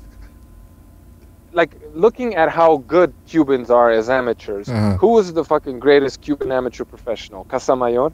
And he wasn't even that good. I mean, he was very good, don't get me wrong, but that was a long time ago. And he took a lot of L's from, you know, guys that you wouldn't expect a gold medalist to take L's from, you know what I mean? So it's like, and all these guys, they look good when they cherry pick, but when the going gets tough, they run like bitches or they get knocked out. If they don't run, they get knocked out. And if, you know, and Luis Ortiz, it's going to be the same shit, man. He's going to get knocked the fuck out, and people will still be like, oh, Cuban amateur, Cuban amateur. Get the fuck out. You're right. How many times do we have to see Cubans fail? You know, before people wake the fuck up, right? They're not great professional fighters, point blank, period. They're just not. I could tell you why I think that is, but that's irrelevant. The facts speak for themselves, you know what I mean? They get hyped the fuck up, and then they get beat the fuck down. And same thing's gonna happen to fucking Dortico. I'm not saying Cubans are bombs. I mean, they're technically good, but I don't know. When it comes to professional boxing, they're not that. But they don't warrant the hype that they get. They just don't. Like, look at Luis Ortiz. Who did he beat? That we don't even know if he's a world-class fighter. We don't, right? But everybody assumes he's a top heavyweight. Who the fuck did he beat? He never beat an A-level fighter. But he's great. Why? Well, he might be, but he never proved it. See, that's the thing. And then he's gonna lose to Wilder, and it's gonna be all these people gonna go crazy. Like, oh my god, he just beat Luis Ortiz. You know, and, but he's really not that good, and we don't even know how old that guy is. The White Rhino, Dave Allen, was landing right hands on Luis Ortiz, clean right hands. How many of those can you take from Wilder? You know what I mean? Like, yeah. Luis Ortiz is good. He's got a couple of good moves, but he's not versatile. His feet are fucking stuck in mud. And, you know, there's nothing special about the guy. I'm sorry. He's skillful. He's smart. He knows some things, but, like, Wilder's going to run that dude over. Yeah, man. I'm sorry. Like, no. You're right, man. Like, these freaking people with the Cuban fetish. It's oh, he's Cuban. Oh, he's Cuban. That means he must be good. So far, yes.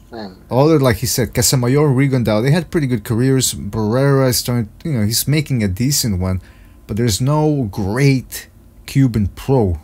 There just hasn't been. So, Cubans definitely. Lara maybe is the best one. like Lara. recent years. Lara. But even then, I mean, Gamboa was Molina yeah, beat Lara. Molina beat his ass. So Yeah. how good is he? He's a cherry picker. These guys will cherry pick their fights, and they'll look good because they know boxing, they understand boxing, and they know what style suits them. And even when they get to cherry pick their fights, some of them still look like shit.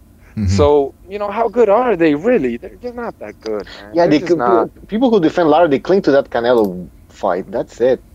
But they don't look at the rest.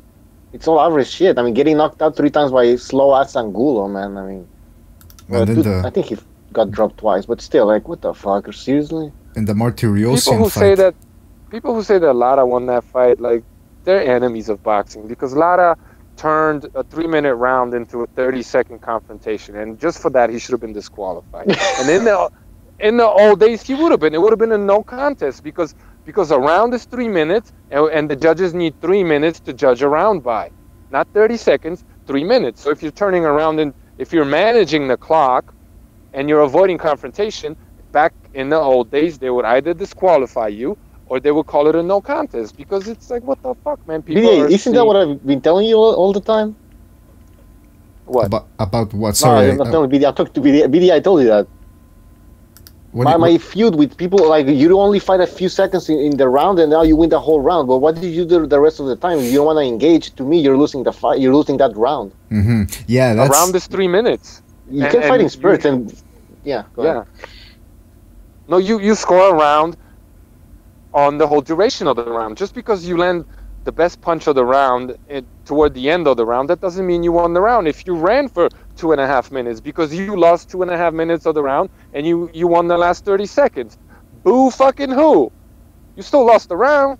So it's like, people just don't know. People don't understand boxing. They don't know how to score boxing, you know, and they give these guys who make the sport more boring passes, and that's what's keeping the sport down, because you have all these boring ass fighters getting sucked off by fucking noobs. Now, if you have 2 fighters that want to fight on the back foot the whole time, then you have no fight. Yeah, they're just gonna run away from one another. You know what I mean? It's like, what okay.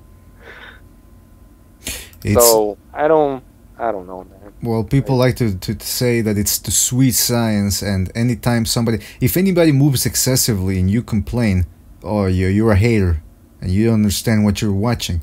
But trust me, I understand what I'm watching.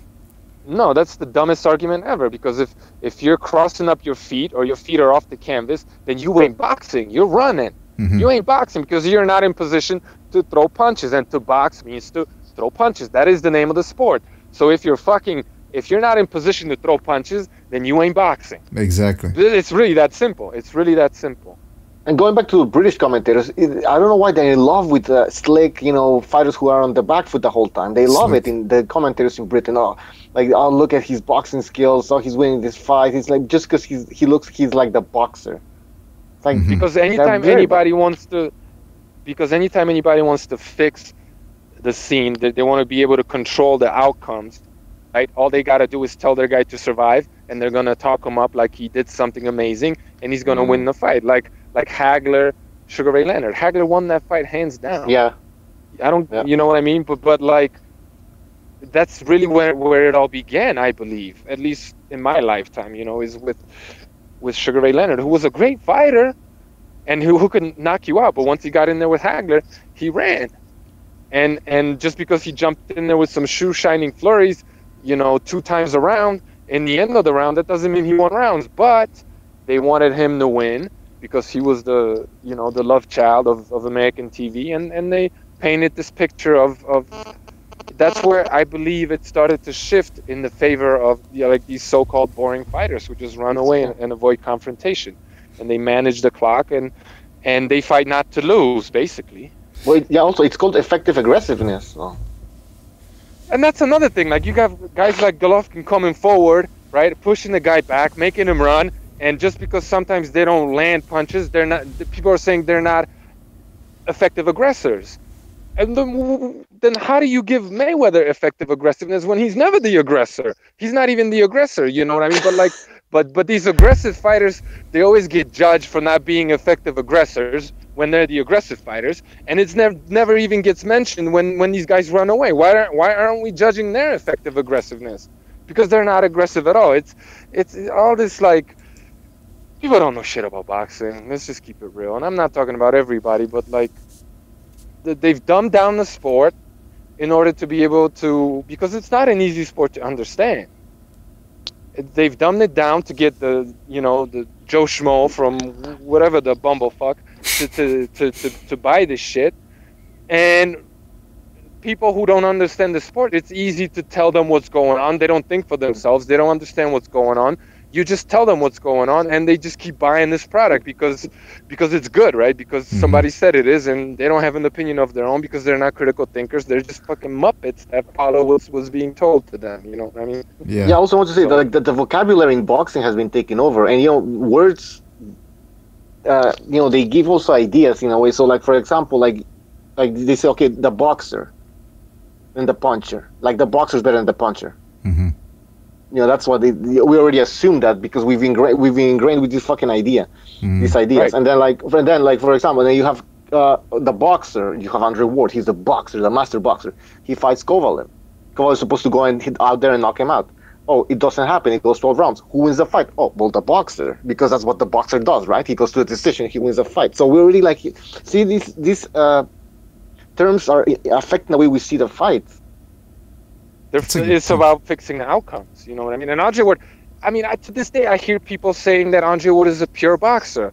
When that term comes from, when Marquess of Queensberry rules came to America and they were reluctantly adopted, there was this difference between, because boxing used to be wrestling, like we said earlier in the program, right? Mm-hmm. So a pure boxer became somebody who shunned the old way of fighting and no longer wrestled and would just box, just use his hands to throw punches. That was a pure boxer. And a lot of guys who weren't stand-up guys, right? They liked to still wrestle and they didn't respect the rules and they were dirty fighters. They weren't pure boxers because they would also do other things, not just boxing, not just clean boxing. But then you have a guy like Andre Ward, who's not a stand-up guy, who's a dirty fighter, and people are calling him a pure boxer. Like, you can't get any more of a mind fuck in the sport than that. When you have like one of the dirtiest guys in the history of the sport being called a pure boxer, you know what I mean? Like, this is how dumbed down the fucking sport is. Yeah, people just want to be right and believe what they want to believe, and that makes it all better for them. It prevents them from having too much anxiety and dealing with reality. I'll give you another example real quick. When we were doing the previews for the Lomachenko-Rigondeaux fight, I had asked a question, and I said, actually I didn't ask a question. I made a statement saying that Lomachenko can fight on the inside, or at least fight better on the inside than Rigondeaux can. And this one guy in the comment section came at me. He said, well, Rigondeaux can fight on the inside too. And this guy's logic was this. It was as follows. He said, since Rigondeaux he's such a good fighter from the outside, and we know, he said, that fighting on the outside is harder than fighting on the inside. Therefore, he knows how to fight on the inside. And I went at the guy and I said, that makes no sense whatsoever. And then I said, listen, if you do believe that he's a good fighter and a good inside fighter, show me when he's fought on the inside. And then he said, well, you've never watched all his fights. I said, I've watched all the fights that have been televised from Rigondeaux. And he says, well, you haven't watched his amateur fights. So I said, you know what? This guy doesn't know what the fuck he's talking about. But again, cognitive dissonance, or whatever you want to call it, man. People, for a goddamn sport. It's a goddamn sport. BDA, the 4 times that Rigondeaux got knocked down in the Donaire fight, twice against Samagasa and 1 time against Cordoba, was on the inside. Exactly. He was on the inside trying to do that fancy stuff and he got knocked down. So, the fuck out of here. Yeah, the Rigondeaux fans really went full force. Every time I would criticize him, and listen, I was stroking Rigondeaux's cock as well. I was giving him plenty of props for things he does well. But just raise up one criticism, and man, these people are relentless. But that's fans for you, man. Fans of anybody out there, whether it's boxing, basketball, whatever. You take it. You get to roll with the punches. You get to roll with the punches and not take that too seriously. Yeah. People in the comment section are saying Proletariat says Ortiz is definitely pushing mid-40s. Flexgado says that Lara won. Hawker Mustang says, I don't see how Ortiz can catch Wilder unless he gets reckless. And that's the other Ortiz. The other thing. Ortiz couldn't catch, what was his name? That tall guy he fought that spent the whole fight running. Shit, I forget his name. Yeah, Malik Scott. Malik Scott was running. And Ortiz, I can't remember when Ortiz landed a good punch in that fight. So worst case scenario for Wilder, if he wants to go 12 rounds, all he has to do is run. But even then, I don't think Wilder can even run properly in there. I don't think he has the footwork to even do that. Like, this doesn't get mentioned, but if you follow the record, if you follow the press, you can make a strong case that Ortiz ducked Ustinov. And Ustinov never really was shit. But one thing that he is tall, strong, and for a big guy, he could actually move. So it was a nightmare matchup for Ortiz, and they ducked his ass. No one talks about it because, black guys don't duck anybody, obviously. But he ducked Ustinov, and then and I was sitting there thinking to myself, why the fuck would he duck this slow-ass Russian? Why?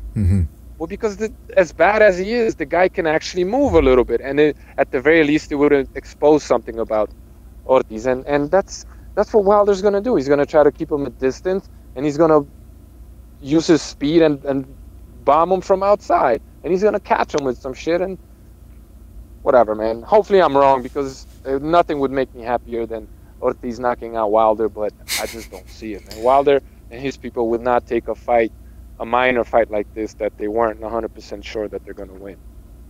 Well, the fight still hasn't happened yet. I'll only believe that it's taking place once I see both guys in the ring, and even then, something might happen. A light might fall on Ortiz's head and the fight is cancelled. I mean, I'm not convinced. But you're right, hand speed does make a difference. It's not all about just skills. It's about hand speed as well. It's about physical talent. That makes a difference. And Ortiz, he's got feet of stone. The guy doesn't move all that much. He's just, if you stand in front of him, you're gonna get knocked out. But if you move a little bit, he like you say, make him come after you. He's a counter puncher. Make him go after you. He's gonna look bad. Yeah, I still want to see the fight. Just I'm curious to see how each guy looks, but I can already see what's gonna happen once Wilder knocks him out, or if he knocks him out, I should say. Well, listen, guys, this was a great podcast. We just wanted to talk about the Canelo Golovkin rematch. We got a lot of ground covered. I want to thank Low Place, who was here earlier, for the great content. I want to thank Precise Puncher as well, as always. I want to thank everybody that was in the chat room. Sean Newton, Chris Gonzalez, The Fight Scout, Reverse Lee, ELX, M100, Akuma's Deception, Flexgato, RR100, Mateus, Lises, Hawker Mustang, Boxing Fairy Tale. You know who you are, guys. I can't go through every goddamn name. Jehobi Mixe, he says, are you gonna make a Triple G Canelo film study? Yeah, I'm gonna cover the first fight, and just to show people, because again, like Lopez was saying earlier, and this is where I disagreed with him. I told him he's not giving these guys enough credit. You watch the first fight, you see there's a lot of skill going on there, a lot of subtle skills. So we'll focus that. Mateus Lisa says, what about the Matisse dive? Yeah, we're gonna cover that next episode. For now, we gotta go. Thank you everybody for joining us. Thank you for sticking around for this special midweek podcast. We're gonna do another one. And by the way, Precise, we have a different channel coming up that might be about boxing, or just it won't be boxing related all the time, but we're gonna cover other topics as well. So if you're willing to join us there for another podcast another day, that would be fantastic. Yeah, promote it on your channel and I'll be sure to sub. Perfect, man. Thanks. And again, thanks to everybody for watching, and we're gonna catch you on the next one, guys. All right, take care. Bye.